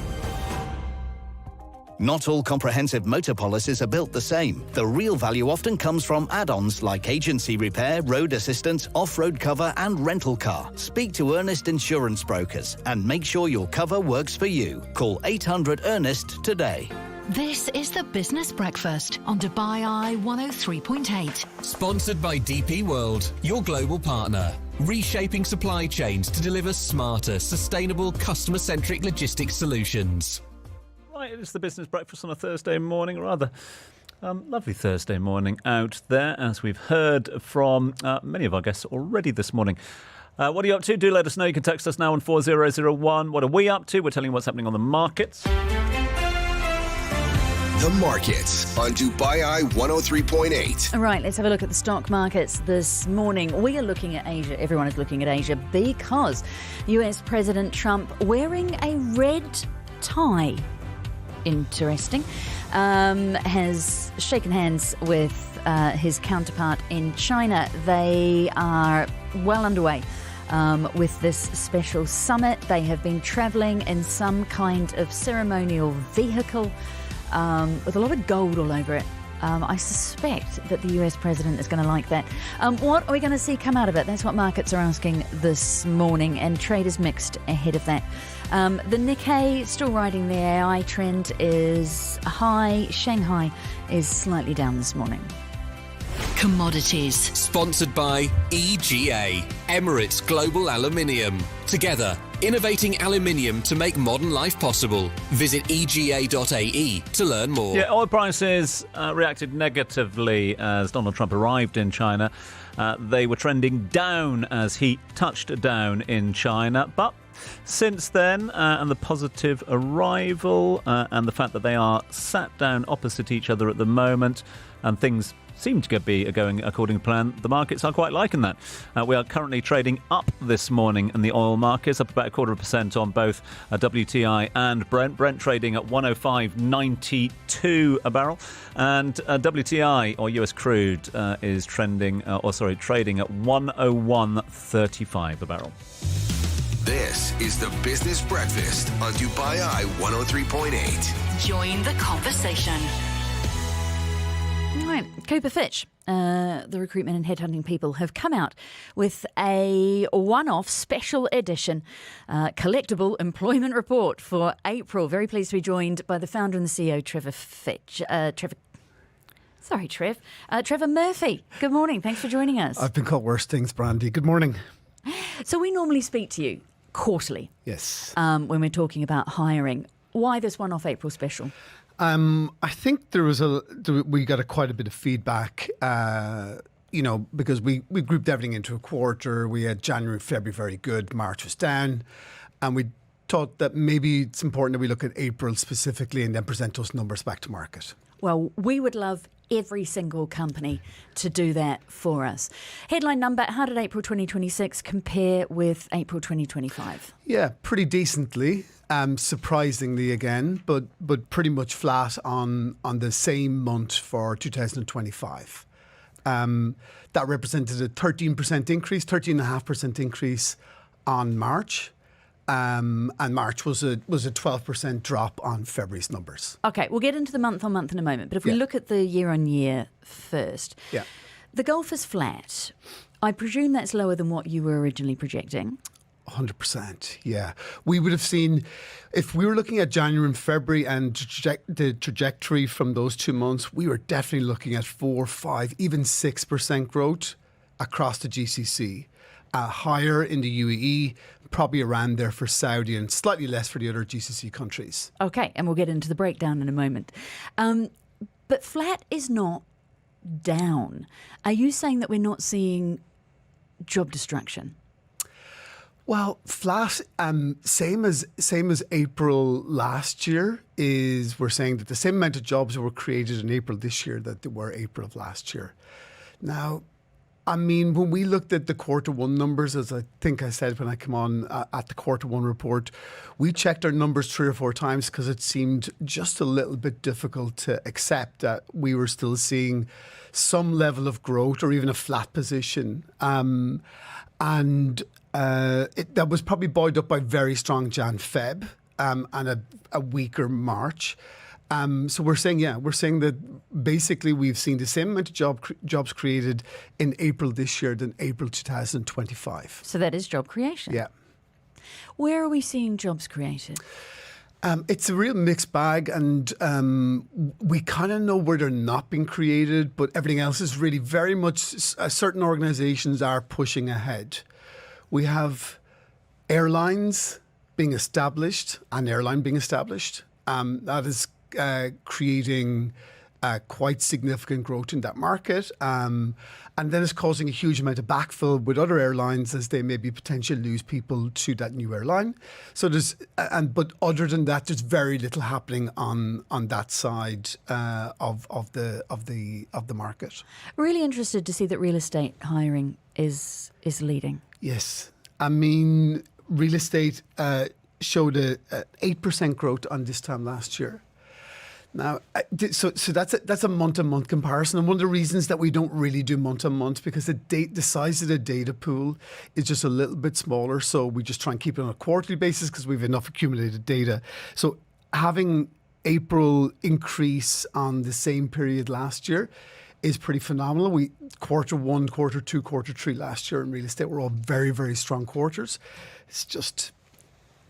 It's a very strong number, probably buoyed up by a weaker March again. So that adds to the number in April. People are saying what we didn't do in March, we're going to do in April. Okay, the largest decline, sales and marketing. And it was one of the highest increases for quarter 1.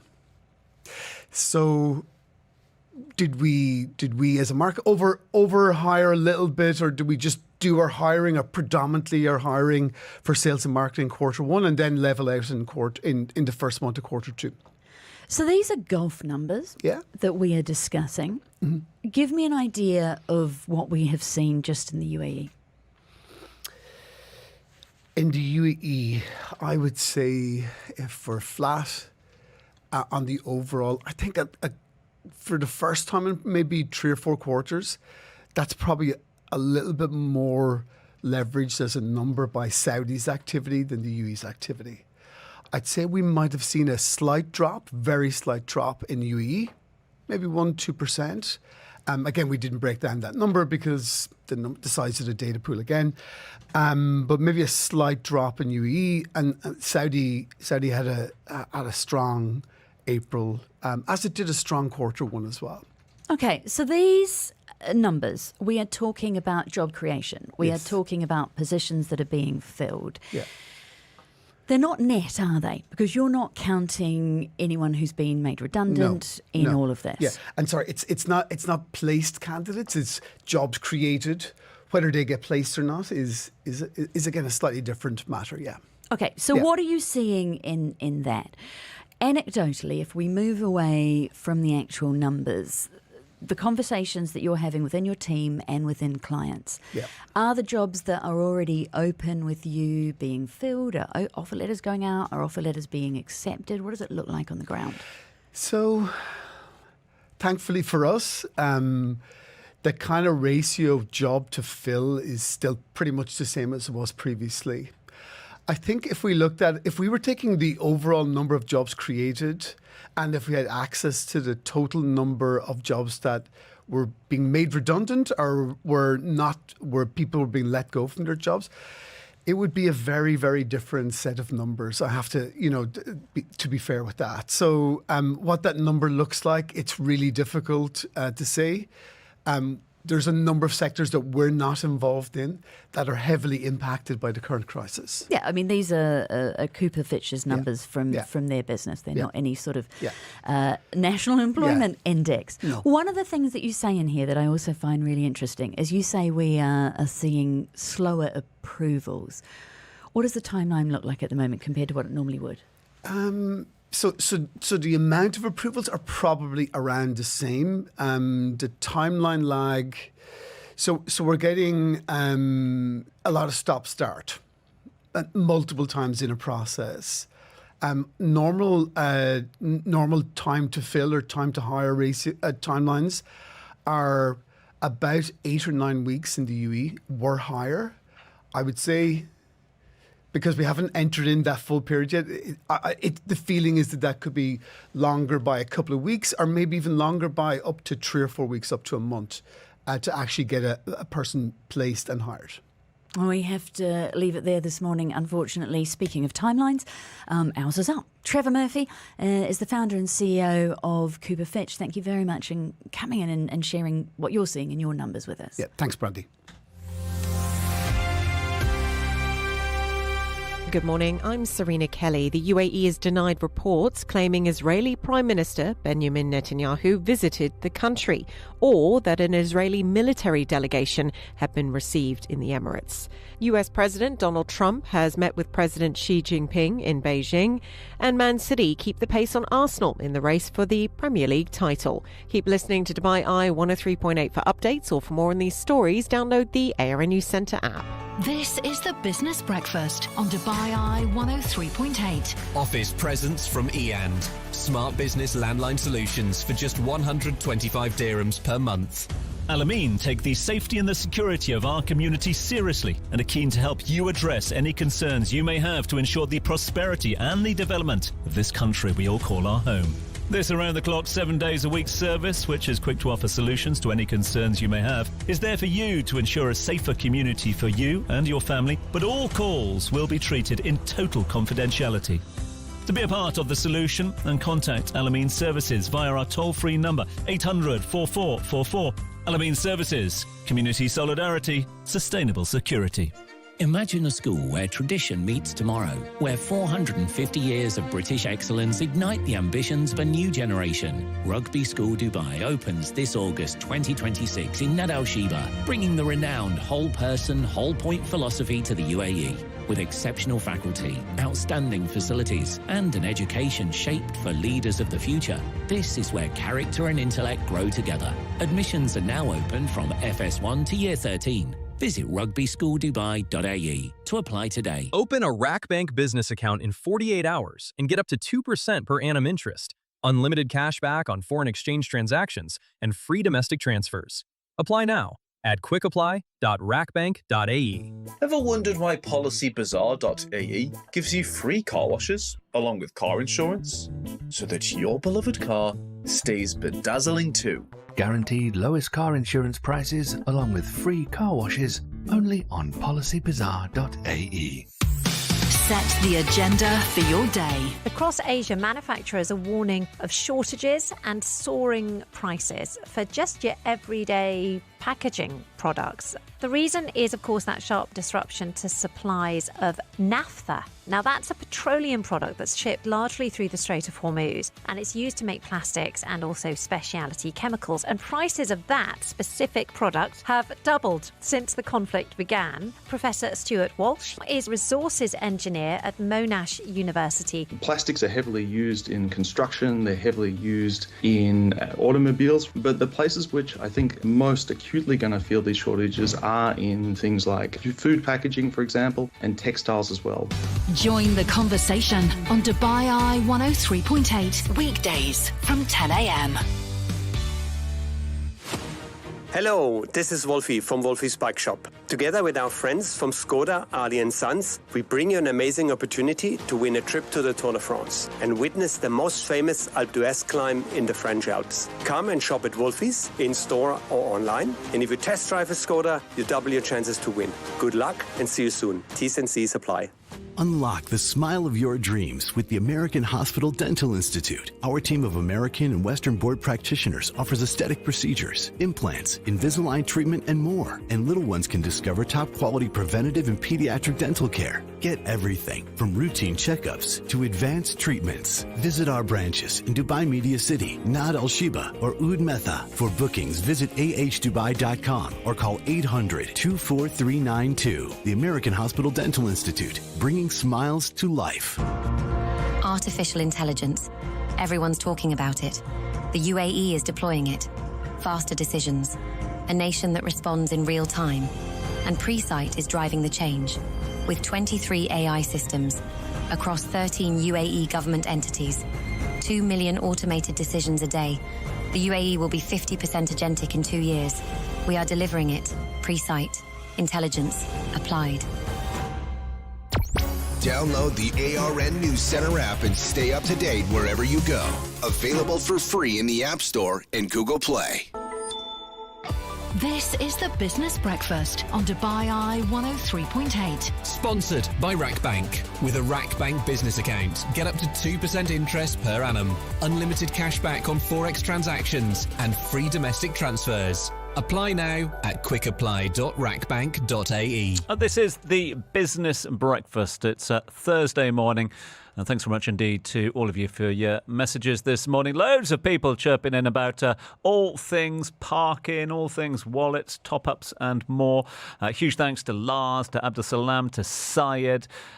Dan Jones got in touch with us, as did Mo, Matthew and more. So thank you very much indeed for those. Keep them coming in, 4001. Vivian also having their say. So lots on that particular topic, and one that we will look at in more detail. Talking details, let's have a look at some of the business headlines you're waking up to this morning. Business headlines on DubaiEye 103.8. All right, starting with Dubai Taxi Company. They've agreed a deal to acquire National Taxi, adding another 2,500 licence plates and another 12% market share in Dubai, as well as entry into Abu Dhabi. Deal expected to complete in Q3, pending regulatory approvals. Sharjah's Investbank reporting strong Q1 results, 97% growth in profit before tax. AD Ports also reporting net profit up 41%. Gulf hiring came in flat for April, as you've just been hearing there, compared to the year before, according to the recruitment firm Cooper Fitch. US wholesale inflation reaching 6% in April. That's its highest level since 2022. That rise in producer prices is on the back of rising energy costs. US Senate voting to confirm Kevin Walsh as the chair of the Federal Reserve, paving the way for the lawyer, financier and former central bank governor to take the reins of the Fed. And the IEA warning of further oil price spikes on the back of falling global reserves. You're listening to the Business Breakfast on DubaiEye 103.8. Join the conversation. So, Donald Trump is in Beijing. He has landed. He has been welcomed. And the two sides are now locked-in talks. What can we expect from the meetings between the world's two largest economies, but also fairly historic, the first visit to China by a sitting US president since 2017?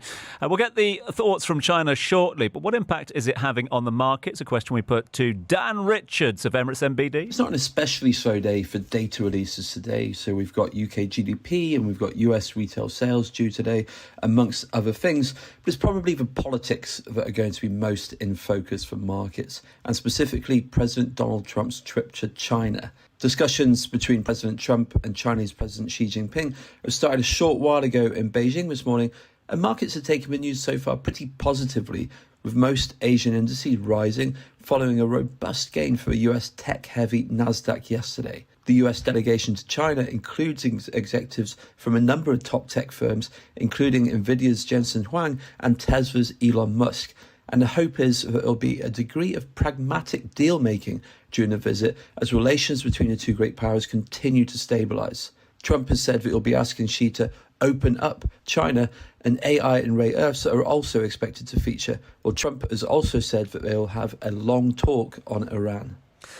Daniel Richards there from Emirates MBD giving us the local take on how the markets are reacting. The summit is being closely watched by many around the world, down here in Dubai, but also the team from the Economist Intelligence Unit, their offices over in China and globally as well. Senior economist there is Tianxian Zhu, who's been kind enough to join us live on the line. Tianxian, I know it's a busy time for you and the team at the EIU, so really appreciate your time live here on the Business Breakfast this morning. Yeah, happy to be here. Yeah, and of course everybody is watching how the summit is unfolding. Listen, you and the team have already given your thoughts ahead of the summit, which is now underway and meeting. One of the lines that came out of the EIU was that you believe the summit's actual outcomes will be modest. Maybe you can explain that in more details and why.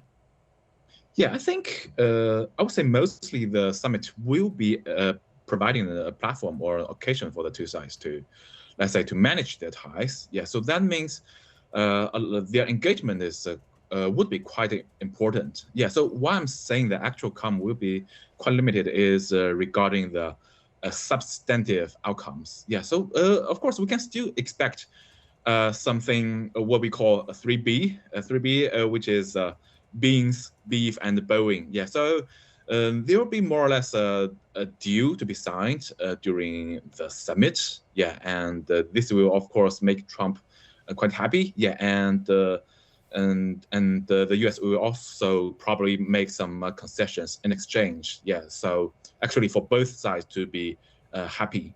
Yeah, but the overall, I mean, other things, other, let's say, more substantive issues like export controls, sanctions, I think they will remain largely unaddressed. Yeah, but the two sides will probably turn a blind eye on that. Yeah, and just skip it.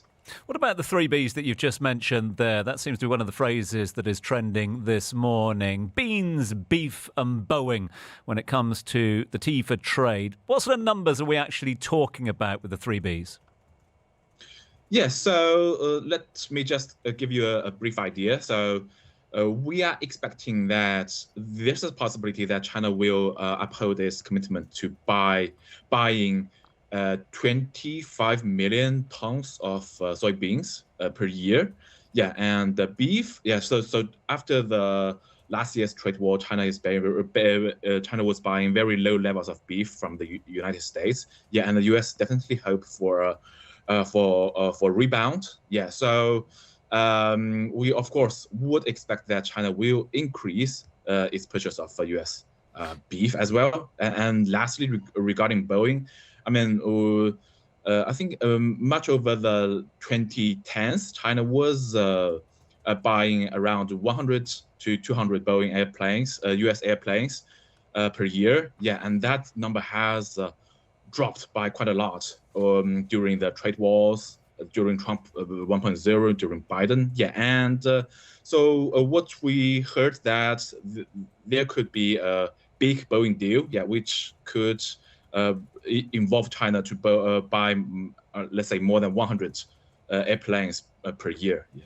From the 3 Bs to the 3 Ts, if we can, Tianxian, because, well, if I can throw you in there as well, that make us 4 Ts. But the 3 Ts of Trump, trade that we've just addressed, but also tariffs.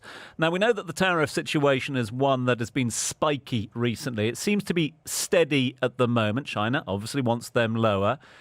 Is that realistic? Yeah, I would say in the eyes of the Trump administration, the tariff levels facing the world or on China, it's quite low because of, the U.S. Supreme Court has sort of invalidated the previous tariffs charged on the so-called IEEPA.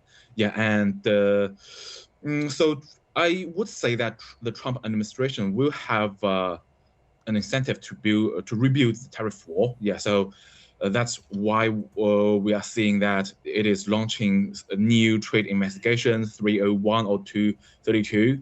Yeah, these are aimed at rebuilding those tariff walls. Yeah, and China will have an incentive to, let's say, at least the U.S. can delay or maybe dilute the actual eventual tariff enforcement. We have no doubt that geopolitics will also feature amongst the talks over the next couple of days, both domestic and international. With regards to the issues in the Strait of Hormuz, which is having a knock-on effect on economies the world over, can China help? Can they help to move the needle? Yeah, I think both countries have an interest in reopening the Hormuz. No doubt the Trump administration wants to, let's say, to escape from the very sort of awkward situation and to refocus on domestic politics, to refocus on midterms. Yeah, so it wants to end the conflict and it wants, let's say, a free Hormuz. China also has similar incentives, yeah, because it needs to import oil through the Hormuz. Yeah, so I think China can definitely play a role, and I do think, although there's no official announcement, I think the consensus is that China has repeatedly pressed Iran to try to ensure that the strait is open. Yeah, and we can reasonably expect that if the strait was kept largely closed for a while, then China pressure will come again. Just finally, Tianxian, and running out of time, so just briefly, if that's okay. Obviously, the convivial, very friendly handshakes have been completed. Now they sit down to the serious business. One realistic outcome to come from this summit that would have an impact on the markets? Yeah, I would say the overall atmosphere of the, let's say, of the summit is positive. Yeah, so basically, the U.S. and China, they are seemingly regarding each other as a respectable rival or competitor. Yeah, but it also carries a signal that the bilateral relations can be managed. Yeah, so that's broadly positive for the market. Going to be a busy couple of days for you, Tianxian, and the rest of the team over there, that's for sure. Can't thank you enough for joining us and giving us your analysis on the situation. Early doors, as both China and the US sit down for talks, varying talks across of a number of subjects over the next couple of days. That's Tianxian Zhu, who's the senior economist at The Economist Intelligence Unit, joining us live from China this morning and giving us his thoughts on that one. Feel free to give us your thoughts as well. Loads of thoughts coming through on a variety of different topics this morning right here on the Business Breakfast. Always good to get your thoughts and comments. So please do send them through to us now. This is the Business Breakfast. DubaiEye 103.8's weather check. Fairly strong winds expected in parts today, 25 to 40 kilometres per hour at times, and temperatures in the mid-30s. I'm Serena Kelly, and stay tuned for today's latest news at the top of the hour. Your home of news, business, talk, and sport in the UAE. There's more to come on DubaiEye 103.8. Time check with WEO Bank. It's coming up to 8 a.m. Make your money make money with WEO Personal. Transfer your salary to earn more and save more. Find out more at weo.io.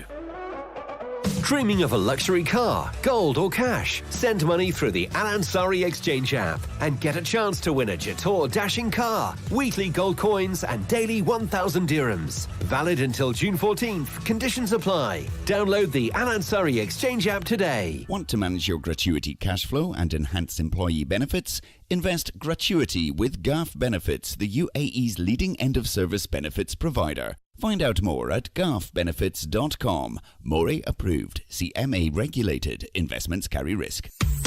Set the agenda for your day. Both the US and the Iranian blockades in the Strait of Hormuz continue to really illustrate just how reliant the region and, of course, the world is on a single waterway. But is there an alternative? Could pipelines bypass the strait altogether? Aditya Saraswat is research director at Rystad Energy. Largely in the region, you put them on the ground. And I think from an intervention perspective, it allows convenience for the operators. We also have to understand that the Middle East, if you're bypassing, you have to deal with deserts, remote locations, and mountains at the same time. So you are dealing with remote, rugged geographies to bypass these flows. Join the conversation on DubaiEye 103.8. Weekdays from 10 a.m.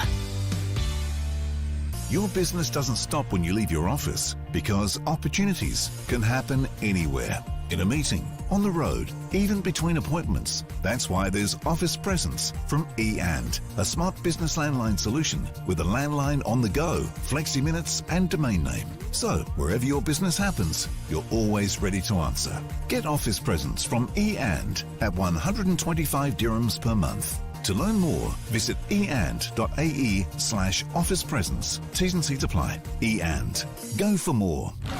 We're giving you even more ways to stay up to date with DubaiEye 103.8. Every weekday from 6 a.m. to 1 p.m, we're live on YouTube to bring you the stories that matter. Covering what impacts the economy, your daily life, and everything in between. DubaiEye 103.8. Stream us live on YouTube and join the conversation.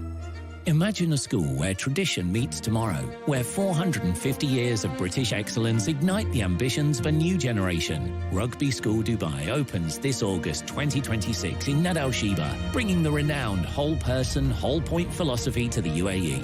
With exceptional faculty, outstanding facilities, and an education shaped for leaders of the future, this is where character and intellect grow together. Admissions are now open from FS1 to Year 13. Visit rugbyschooldubai.ae to apply today. The Reboot, your gateway into the world of tech and futurism. This is scary stuff. There's a chance that the person you're on a video call with is a deep fake. I've been speaking to Pindrop founder Vijay Balasubramaniam. It's a deepfake detection startup. He says some of these tools are used by scammers and state-sponsored hackers. What we're seeing is 1 in 6 applicants to a job, or 16.8% of all your applicants, are completely fake. That's pretty staggering that you have so many people who are fake applying. And even crazier is 1 in 343 actually show up from North Korea. If you want to listen to the full interview, download the Reboot podcast on DubaiEye or wherever you get your podcasts. Join the conversation on DubaiEye 103.8. Sundays from 10 a.m. It's not about if you'll need medical care, but when. At Ernest Insurance Brokers, we help you find medical insurance that suits your needs. From affordable cover to comprehensive plans, we make the process simple and clear. Call 800-ERNEST today. Download the ARN News Center app and stay up to date wherever you go. Available for free in the App Store and Google Play. This is the Business Breakfast on DubaiEye 103.8. Sponsored by ADGM. Download the ADGM app and transform how you live, work and thrive in the ADGM district. Right where we're at, it's at 7:52 on a Thursday morning. I hope you're enjoying your morning thus far. Hope you are enjoying the show thus far. Do keep your thoughts coming through to us. It'd be nice to hear from you. Okay, let's turn our attention, if we can, quickly to the currencies. Currencies. Sponsored by insurancemarket.ae. Right, looking at the cryptocurrencies for you this morning. We're trading down on Bitcoin. We are down below 80,000. We were north of 80 yesterday. Trading down about 0.6% at 79,020. 93 this morning. So a considerable change there on the Bitcoin and, of course, the wider crypto markets, Ether, Solana, Doge, all trading down at the same time. With regards to your fiat currencies, well, it was the dollar. Got a lift from the elevated US Treasury yields that came through overnight. Investors wagered the Federal Reserve would hike rates this year. Well, an impasse between the US and Iran in the Strait of Hormuz drove more safe haven flows. So we've got, of course, the meeting over in Beijing as we speak. In fact, the two sides are sat opposite each other. And that is having an impact on the markets because a bit of a wait and see, much like the summit itself. No major moves on the markets. Dollar is steady Eddie at present. Euro, pound, Aussie, NZ, all steady. What's it mean for you and your dirham? It means that a euro is going to cost you 4 dirhams and 30 fils. A pound is going to cost you 4 dirhams and 96 fils. Insurancemarket.ae. Simple, fast, stress-free car insurance. That's our style. Let's get you covered. Call 800-ALFRED 24/7. Insurancemarket.ae. This is the Business Breakfast on DubaiEye 103.8. Join the conversation. Right, lovely to have Rayed watching us this morning from Saudi Arabia. Good morning to you, Rayed. Nice to have your company on a Thursday morning. Now, I'm not sure if our big day out is going to expand that far, but it is the Yas Big Day Out. It is back, it's bigger, and it's better, and we've extended past the borders of just Dubai and Abu Dhabi. We've gone cross UAE, Brandy. Yep, in So we're giving away 7,000 tickets to theme parks on Yes Island. Multiple theme parks and a water park as well. To come and join us, basically, on the 23rd. And because it is a celebration of the Emirates, we are celebrating the Emirates. And what we're doing is we're giving away 7,000 tickets, but we're giving away 1,000 tickets to each Emirate. Come in, Ajman. Come in, Amor Quain. So what you need to do is go to DubaiEye1038.com and register, and you can come and join us. Speaking of messages, right, the late, great Malcolm Taylor had a theory that if you spoke about schools, if you spoke about Skywards Miles, if you spoke about jobs, and if you spoke about roads, you'd get messages in the morning. Now, we've spoken about jobs and we have had messages. Thank you for those. We can add parking to that.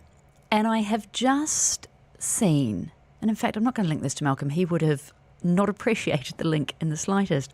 But I am fascinated by one of the messages that we've got in. We're talking about the new parking. What did you call them? Not poles. It's the new sensors, AI sensors that have been put in. It's parking, introducing on-street smart parking camera systems, pole cameras, and also those being installed on curbside technology. So basically, a car doesn't need to drive past to spot you. It's the moment you park, they know you're there. Someone's messaged in to say, and they're talking about, what the different AI stuff can recognise, can't recognise. The gist of it is they have an OAP permit from the RTA for free parking for old age pensioners. Did you know that such a thing existed? I didn't know that existed. I knew there were other permits out there. Oh, yeah, there are other permits out there. How old do you have to be to get an OAP permit? Are they available for everyone? I have so many questions. I think they're probably available for people of a certain age. And no, but I mean, is it expats? Is it nationals? Is it Gulf nationals? Who is it? Is it absolutely everybody living here? And what is the age limit? Whoever sent that one in, we have questions, and Brandy would like answers, please. So if you, because you've asked us if we are able to clarify, and we would like to ask you if you can clarify as well. What are the rules and regulations for an OAP parking permit from the RTA here in the UAE? Send us the answers if you know. And it sounds like it's digital.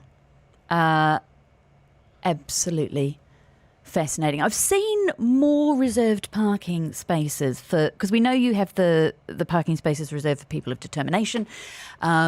You occasionally get parking spaces reserved for electric vehicles that aren't necessarily charging spaces, but are green spaces. Near me, they've now got a couple of spaces reserved for people with small kids. So you get the picture of woman in buggy, so that you can park closer to the doors, basically. So, yeah. Viv got in touch on the same subject and with evidence of, maybe a couple of glitches in the system. I suppose the system is still not in its infancy, because they wouldn't launch it if without the research and development. But I suppose it also shows how efficient it is, because Viv sent us this message saying, don't think it's a fair system because I stopped for a couple of minutes to adjust my GPS address, then drove away and was notified later that I didn't pay for parking. So even if you are still in your vehicle in a spot with the engine idling, deciding where to go, you can be got, which would suggest that the system works and is very efficient. Yeah, look, you're supposed to pay for parking.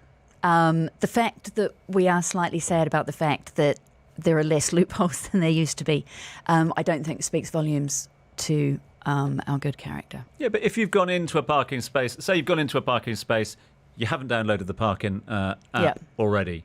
So you're in a parking space, you're downloading the app, you're setting everything up, it's taking you a couple of minutes, or you've just changed your plans, then you pull out. Then once you've gone into that parking space, that's it. The cameras are going to register it.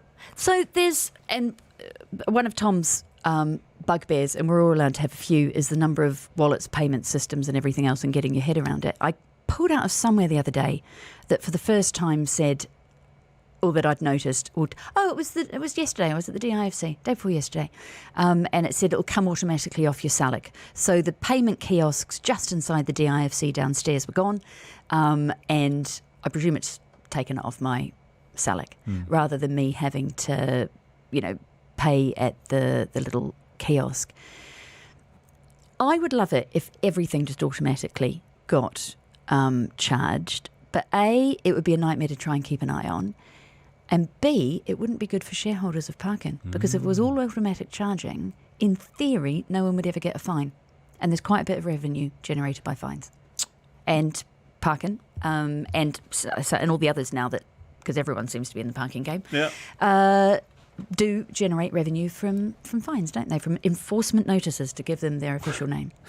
There's an app for that and then some as well. We were talking about the apps and the wallets that you needed to keep an eye on throughout all the time. Dan's been in touch with us. He said, check out the TAM app. Thank you for that one. Syed is in no doubt. He says Emirates ID is the best wallet, bar none. Regards to you for that one. What's your favourite wallet, Tom? As you mentioned, I struggle with them all. Automatic top-up, Lars says, how hard can it be?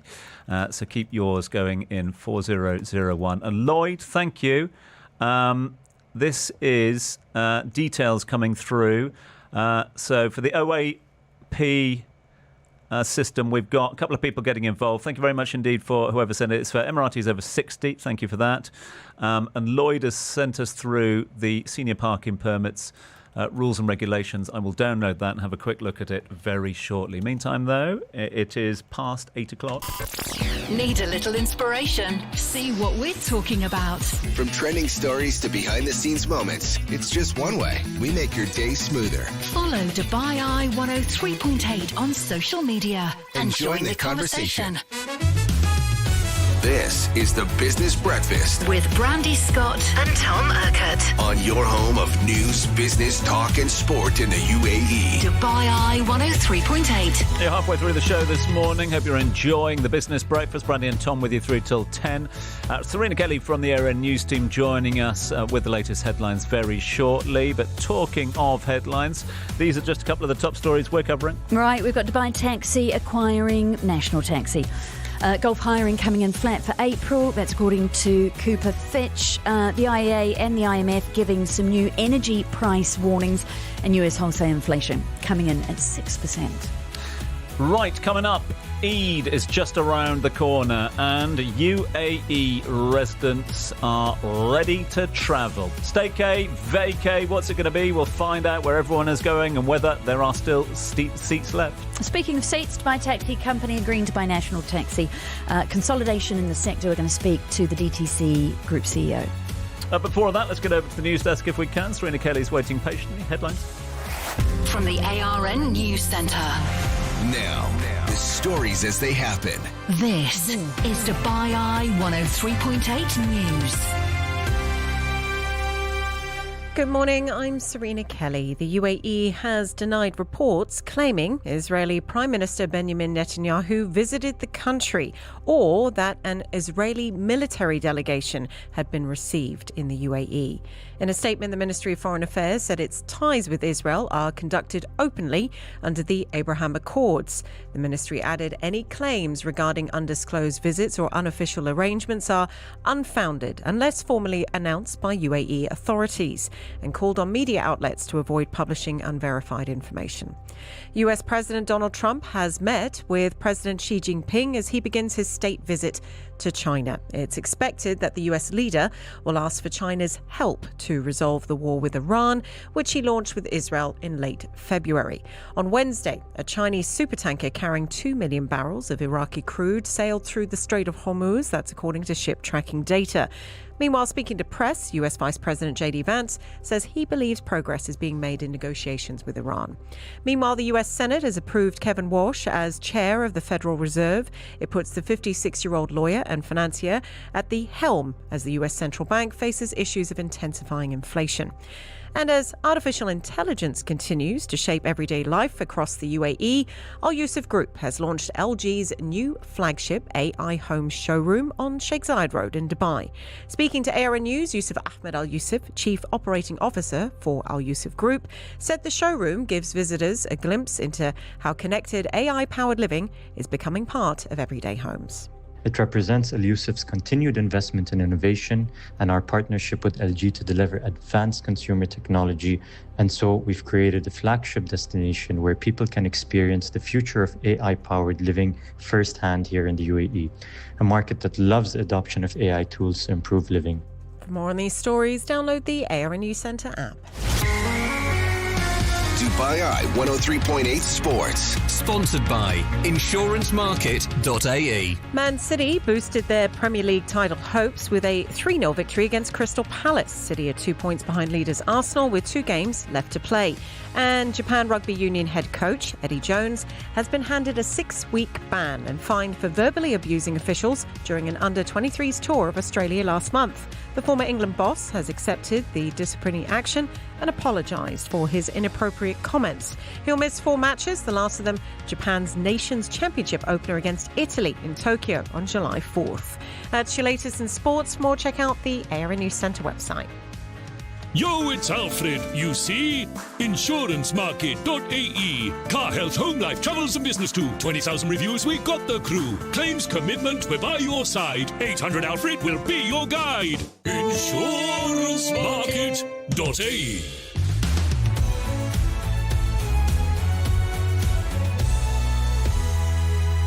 Right, the big talker of the day, and all eyes, in fact, all eyes across the globe are on Beijing at the moment. Donald Trump has thanked Xi Jinping for an honour like few have ever seen as his 2-day state visit to China gets underway. US President welcomed to the Great Hall of the People in Beijing by the President and members of the public as a bilateral meeting between the two nations got underway. Xi Jinping said China and the US should be partners, not rivals. China and the United States both stand to gain from cooperation and lose from confrontation. We should be partners, not rivals. We should help each other succeed and prosper together and find the right way for major countries to get along well with each other in the new era.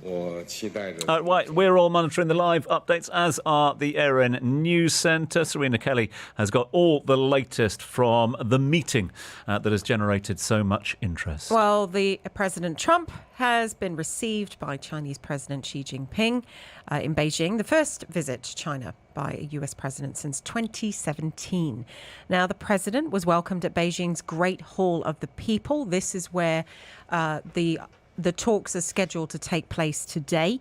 President Trump saying his first request will be to open up China to U.S. industry. Seems the U.S. is looking to sell Boeing airplanes, farm goods and energy to China.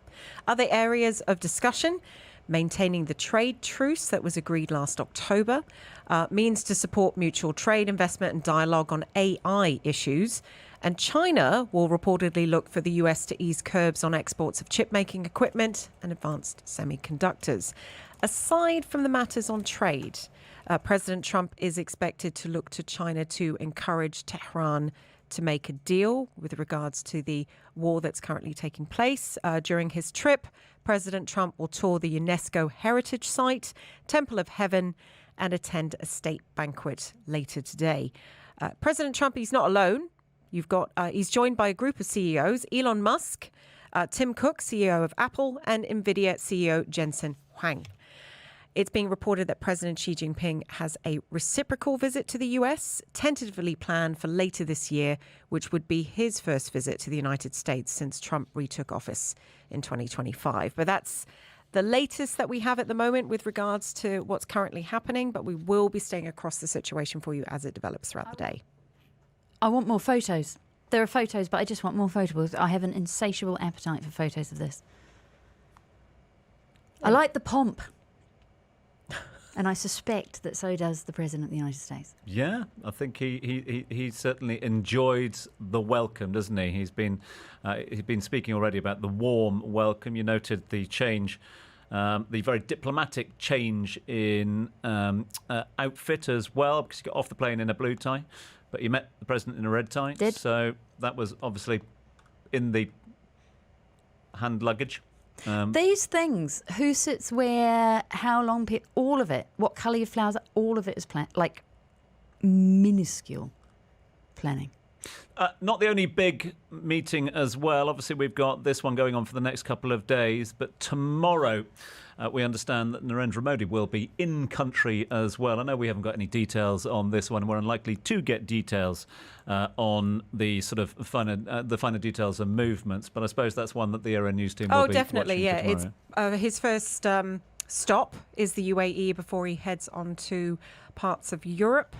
So yeah, we'll definitely be looking into that visit, which is supposed to start from tomorrow. Serena, really appreciate it. We're going to ask you to come back in an hour's time with more updates. In the meantime, people want to stay on top of things? I would recommend downloading the Aero News Centre app or just staying across all our socials. All right, we've heard from the Chinese leader. What about Donald Trump? He has been giving his first thoughts to those that have come together over in China as to how important this meeting and summit is going to be. And they're here today to pay respects to you and to China, and they look forward to trade and doing business, and it's going to be totally reciprocal on our behalf. So I really look very much forward to our discussion. It's a big discussion. There are those that say this is maybe the biggest summit ever. They can never remember anything like it. I can say in the United States, people aren't talking about anything else. But it's an honor to be with you. It's an honor to be your friend, and the relationship between China and the USA is going to be better than ever before. Thank you very much. Thank you. So Donald Trump is in China, and the two sides are meeting as we speak. We've been getting analysis on this one, both from the UAE and also from China. In fact, we spoke to Tian Qianzhu, the senior economist at the Economist Intelligence Unit, who is based out of China, who gave us his thoughts on the prospects of what to expect from the summit.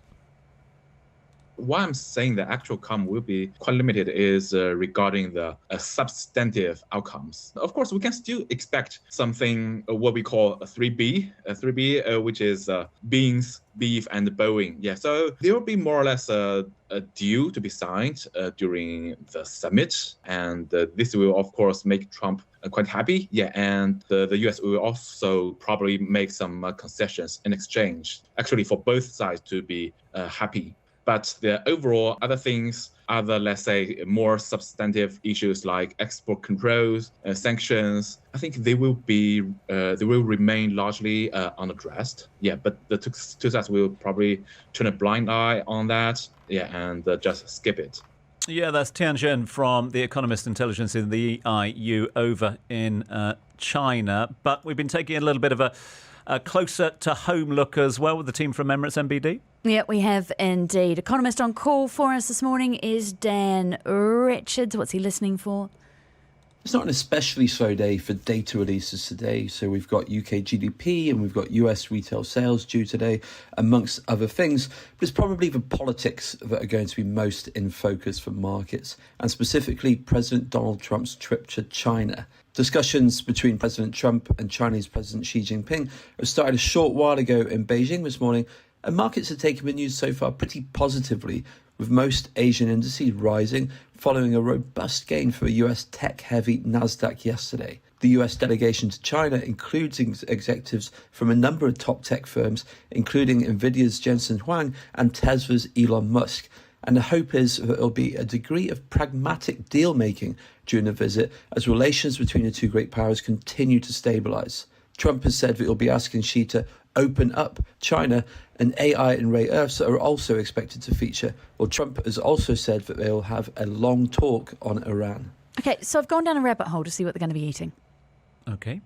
Because rabbit?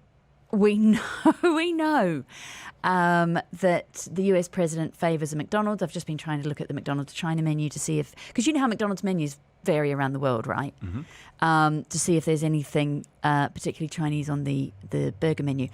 I can't find the menu for any state banquets yet, but what I have found is the menu that his delegation has been served on Air Force One. Okie dokie. And we know that that's been McDonald's before because we've seen the pictures. It's not. It is Chinese themed. They have had beef stir fry, spring rolls, and a fortune cookie. Although the fortune cookie, instead of telling you a fortune, when you break it open, just says inside, "Welcome aboard Air Force One." No, no, not you're fired. Just to make for an uncomfortable 17-hour flight. Welcome. Did it say welcome to Air Force One? Yeah, but I mean that's not really a fortune, is it? You already knew that. It's clever though. It's attention to detail. I'll give them that. That's for sure. It's a nice little takeaway. Quite literally. Takeaway. Boom, boom, boom. Right, that's what's happening on the way to China, over in China. We'll get more analysis on that one throughout the course of the show this morning. We've also been looking at those latest International Energy Agency, IEA numbers with Sean Evers. We'll get into those shortly, but let's have a quick look at the roads. DubaiEye 103.8 traffic. Sponsored by Yas Island Abu Dhabi. Too hot? Too bored? Too lazy to plan? The answer is Yas. Book your Kids Go free package now at yasisland.com. Right, looking at the roads for you this morning. A little bit of traffic coming out the Masafra area down in Sharjah. I've also got a little bit of traffic heading up through the Sheikh Zayed Medical City area. Roads down to Abu Dhabi are fine this morning. Dubai South, yet again, bit of congestion in and around Dubai South. JVT into JVC, heavy traffic being reported in and around the Dubai International Cricket Stadium southbound. Accident for you. Here we go. E44. This is just as you head past the Maidan turning. You're heading down towards Dubai Hills. Accident there just before the Al Khail turn off, which is causing congestion. DubaiEye 103.8. Right, coming up next, one of the things that people are talking about is the Eid holiday. It's long. Is that going to get us spending locally? This is the Business Breakfast on DubaiEye 103.8. Sponsored by RackBank. With a RackBank business account, get up to 2% interest per annum, unlimited cashback on Forex transactions, and free domestic transfers. Apply now at quickapply.rackbank.ae. Tourism will return, but your customers, they're already here. Millions of residents spending every day across the UAE. At ARN, we help you reach 7 million of them daily. At ARN Business Club 2026, we'll show you exactly how and build your demo commercial and campaign on the spot. With exclusive event-only rates, this is your moment to act. Sessions are filling fast. Secure your session now at radiorsvp.com. 1st to 6th June at Blue Waters Forum, Dubai. That's radiorsvp.com. Don't miss this. Buying motor insurance online? The cheapest plan is not always the right one. It may cover third-party damage, but not your own vehicle. At Ernest Insurance Brokers, we help you understand what you're really covered for before you buy. Call 800-ERNEST today. Imagine a school where tradition meets tomorrow, where 450 years of British excellence ignite the ambitions of a new generation. Rugby School Dubai opens this August 2026 in Nad Al Shiba, bringing the renowned whole-person, whole-point philosophy to the UAE. With exceptional faculty, outstanding facilities, and an education shaped for leaders of the future, this is where character and intellect grow together. Admissions are now open from FS1 to Year 13. Visit rugbyschooldubai.ae to apply today. On FM, on your smart speaker, and now streaming live on YouTube. Join the Business Breakfast and the agenda every day as we dissect and analyze the issues that are affecting your world. Listen in your car or watch us on your screen as we break down the stories that matter to you in real time. Stream us and join the conversation weekdays from 6 a.m. to 1 p.m. youtube.com/DubaiEye1038FM. Looking to start your business fast and easy? Welcome to Ajman New Ventures Free Zone. Get your license in 2 hours, a visa in 48 hours, and kickstart your company from just 4,888 dirhams. 100% digital, no physical presence needed. Pay as you go with easy installments and run 10 different business activities under one license. Call 0680888888 or visit ancfz.ae. Ajman New Ventures Free Zone. Your business doesn't stop when you leave your office. With Office Presence from eAnd, take your landline on the go with Flexi Minutes and a domain name. Be ready to answer wherever business happens. Visit eand.ae/office presence. T's and C's apply. eAnd. Go for more. Ever wondered why PolicyBazaar.ae gives you free car washes along with car insurance? So that your beloved car stays bedazzling too. Guaranteed lowest car insurance prices along with free car washes only on PolicyBazaar.ae. What if saving money could win you a car? With The Entertainer, it can. Purchase the UAE app today and automatically enter the draw for a chance to win a Jatour T2 Luxury Plus. Enjoy thousands of buy one get one free offers across dining, spas, hotels and more, all while getting closer to your next big upgrade. Save on the things you love and you could be driving away in style. Download the Entertainer app today in partnership with Jatour UAE. Part of Elite Group Holding. T's and C's apply. Download the app today. Make more of the moments that matter around the table with More Cravings by Marriott Bonvoy. Reconnect with family and friends and enjoy exclusive 2-for-1 offers and discounts up to 30% off the total bill at incredible venues like India by Venete, Café Belge, Cheval Global Social, Sui Mui, and many more. Plus, Marriott Bonvoy members can earn or redeem Marriott Bonvoy points at participating venues. Download the More Cravings dining app today to avail your offer and book your table. Artificial intelligence. Everyone's talking about it. The UAE is deploying it. Faster decisions. A nation that responds in real time. And Presight is driving the change.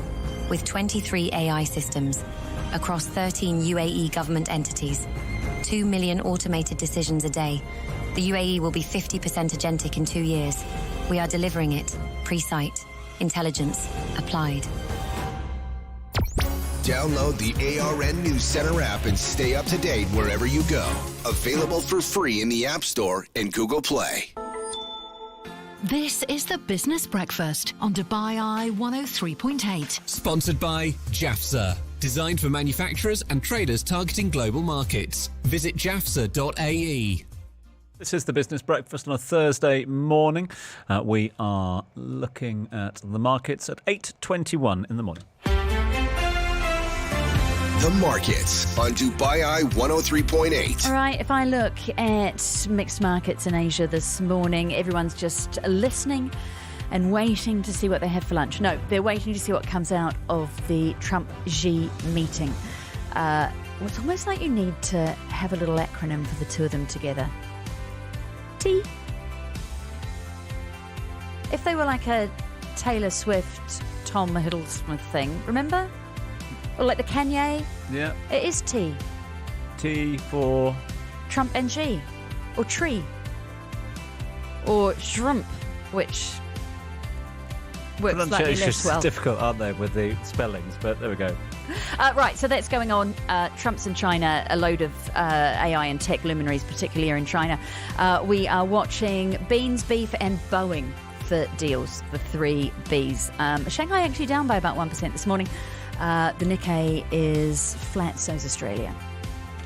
Commodities. Sponsored by EGA, Emirates Global Aluminium. Together, innovating aluminium to make modern life possible. Visit ega.ae to learn more. Yeah, Summit Watch is also having an impact on the oil prices this morning.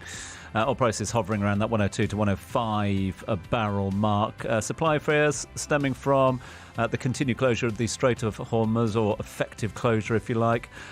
We've seen a recent rally around about 7.6%, but things a little bit more placid at the moment. We've got WTI, US crude, currently trading at 101.5 at the moment, up at 0.5%. Brent, the global benchmark, is currently trading up 1/3% at 106.02.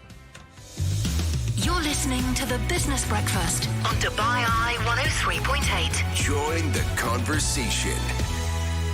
Yeah, we had the conversation yesterday very much on the back of the government firming up those Eid dates. Was Eid, because it is a big, long one.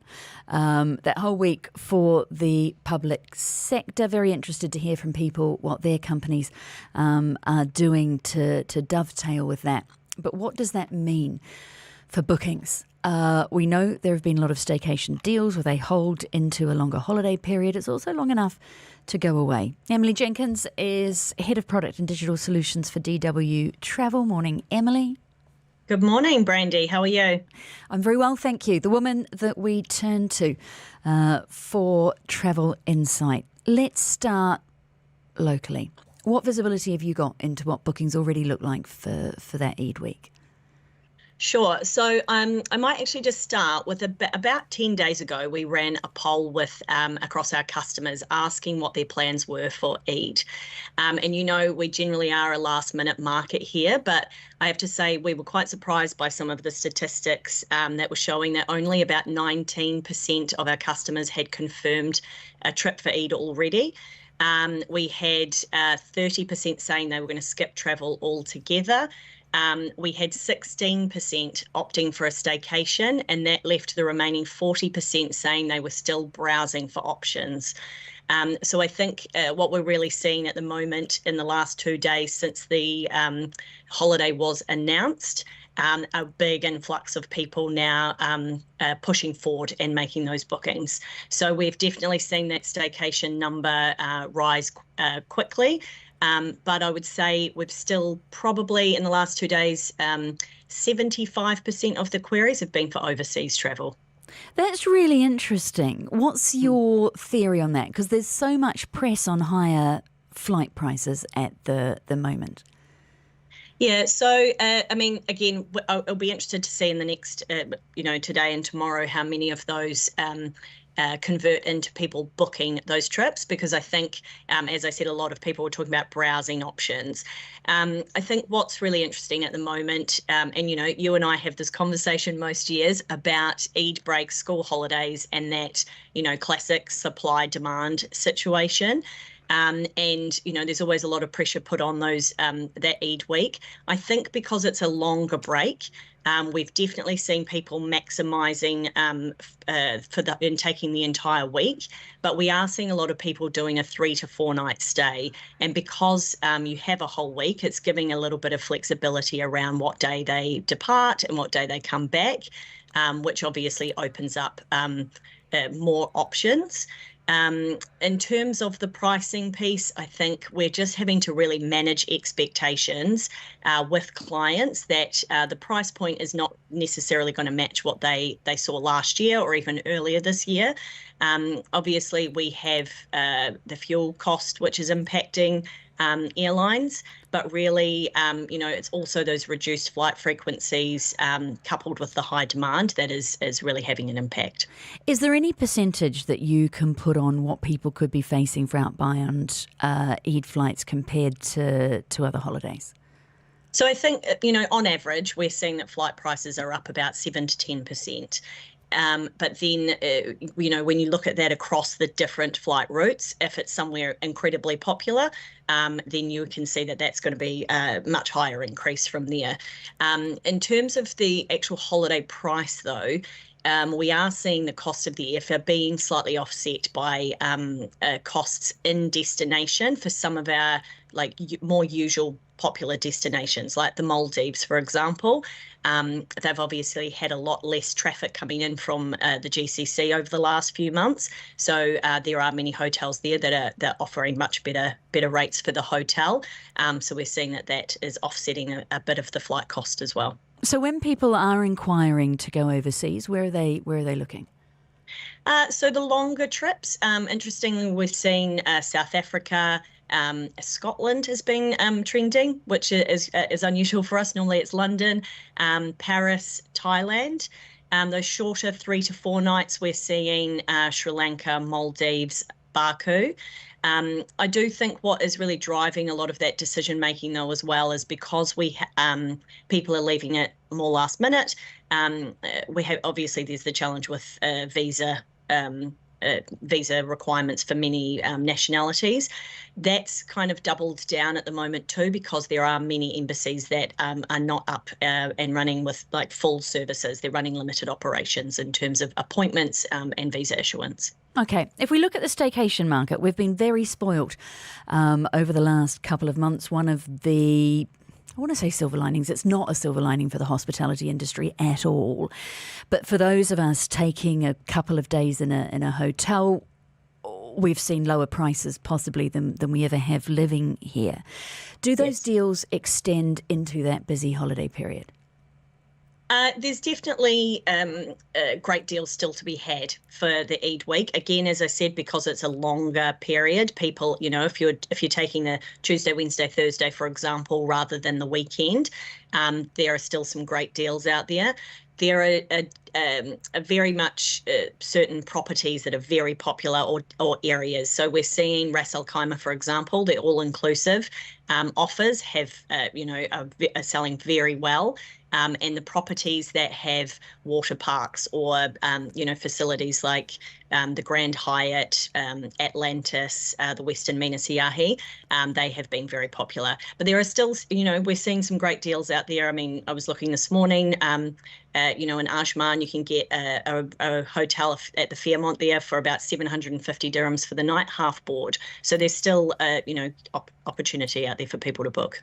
Presumably there's going to be less stock available for people to book. Does that have any kind of, because of the amount of hotels that we know have closed, many are refurbishing, what impact does that have? Yeah, I think what's interesting at the moment is just, I think probably one of the biggest challenges for us at the moment is managing customer expectations. So people are seeing there's great staycation offers being advertised. Many of them have sold out already for Eid. So then people are having to look at alternatives. As you say, a lot of the really popular hotels are also closed for refurbishment at the moment. So that does also impact. Where we're actually seeing the biggest challenge when I say managing those expectations is around the fact that, people are really excited that maybe they are getting to stay at a hotel that normally would have been outside their price range. But we're having to just talk to people about the fact that often it's because within that property, maybe there are less restaurants open, some of the attractions might be closed, or there's, a limited service, I guess, within those properties as well. Emily Jenkins, thank you so much for joining us this morning from DW Travel. We appreciate your time. Good morning, I'm Serena Kelly. The UAE is reinforcing anti-money laundering standards in the gold sector. Cuba is in a critical state as it has completely run out of diesel and fuel oil. And Russia has hit Ukraine with at least 800 drones. Keep listening to DubaiEye 103.8 for updates, or for more on these stories, download the ARN News Centre app. This is the Business Breakfast on DubaiEye 103.8. Sponsored by ADGM. The ADGM app is your ultimate platform for business success. Available in the App Store and Google Play. Hey, it's Damien Reid here. The Al Futtaim Toyota and Lexus pre-owned event in Dubai Festival City is happening this weekend starting Friday. Motor Mania will be broadcasting live where we can take a closer look at their selected models, discuss their features, technology and why many buyers are turning to certified pre-owned vehicles for long-term value. So join me and Naz Chowdhury from 10 a.m. this Saturday for Motor Mania on DubaiEye 103.8 as we explore what the Toyota and Lexus pre-owned market has to offer. Over 11,000 businesses from all over the world use Jebel Ali Free Zone as a business ecosystem, a community that serves as a key manufacturing and trade hub, attracting nearly 75% of Dubai's FDI in manufacturing, trade and transport. Jafza is home to companies across advanced manufacturing, automotive, healthcare, food and electronics. To see how your business can grow, visit jafza.ae. At RAK Bank, we're open for business. We've been supporting businesses for the past 50 years and will be here for the next 50. Open a new RAK Bank business account and earn up to 2% interest per annum. Enjoy unlimited cashback on foreign exchange transactions, plus free transfers within the UAE for all customers. Come bank with the best in business. Open your account digitally in just 48 hours at quickapply.rakbank.ae. Conditions apply. RAK Bank, 50 years with you. Set the agenda for your day. Across Asia, manufacturers are warning of shortages and soaring prices for just your everyday packaging products. The reason is, of course, that sharp disruption to supplies of naphtha. Now, that's a petroleum product that's shipped largely through the Strait of Hormuz, and it's used to make plastics and also specialty chemicals. And prices of that specific product have doubled since the conflict began. Professor Stuart Walsh is resources engineer at Monash University. Plastics are heavily used in construction, they're heavily used in automobiles, but the places which I think most acutely going to feel these shortages are in things like food packaging, for example, and textiles as well. Join the conversation on DubaiEye 103.8 weekdays from 10 a.m. Living in the UAE but traveling to India often? With one health plan, get cashless coverage across the 7 Emirates and 1,900 plus cities in India too. Seamless care, wherever life takes you. PolicyBazaar.ae, where the UAE gets insured. On FM, on your smart speaker, and now streaming live on YouTube. Join the Business Breakfast and the agenda every day as we dissect and analyze the issues that are affecting your world. Listen in your car or watch us on your screen as we break down the stories that matter to you in real time. Stream us and join the conversation weekdays from 6 a.m. to 1 p.m. YouTube.com/DubaiEye 1038 FM.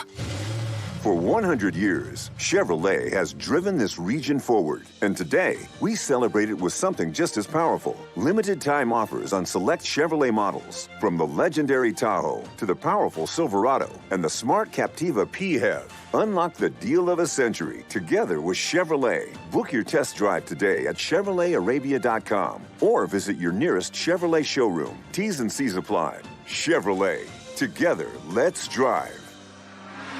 Want to get breakfast in London, watch the opera in Paris, or surf the waves in Sydney, all while spending the way you do in the UAE with no extra charges?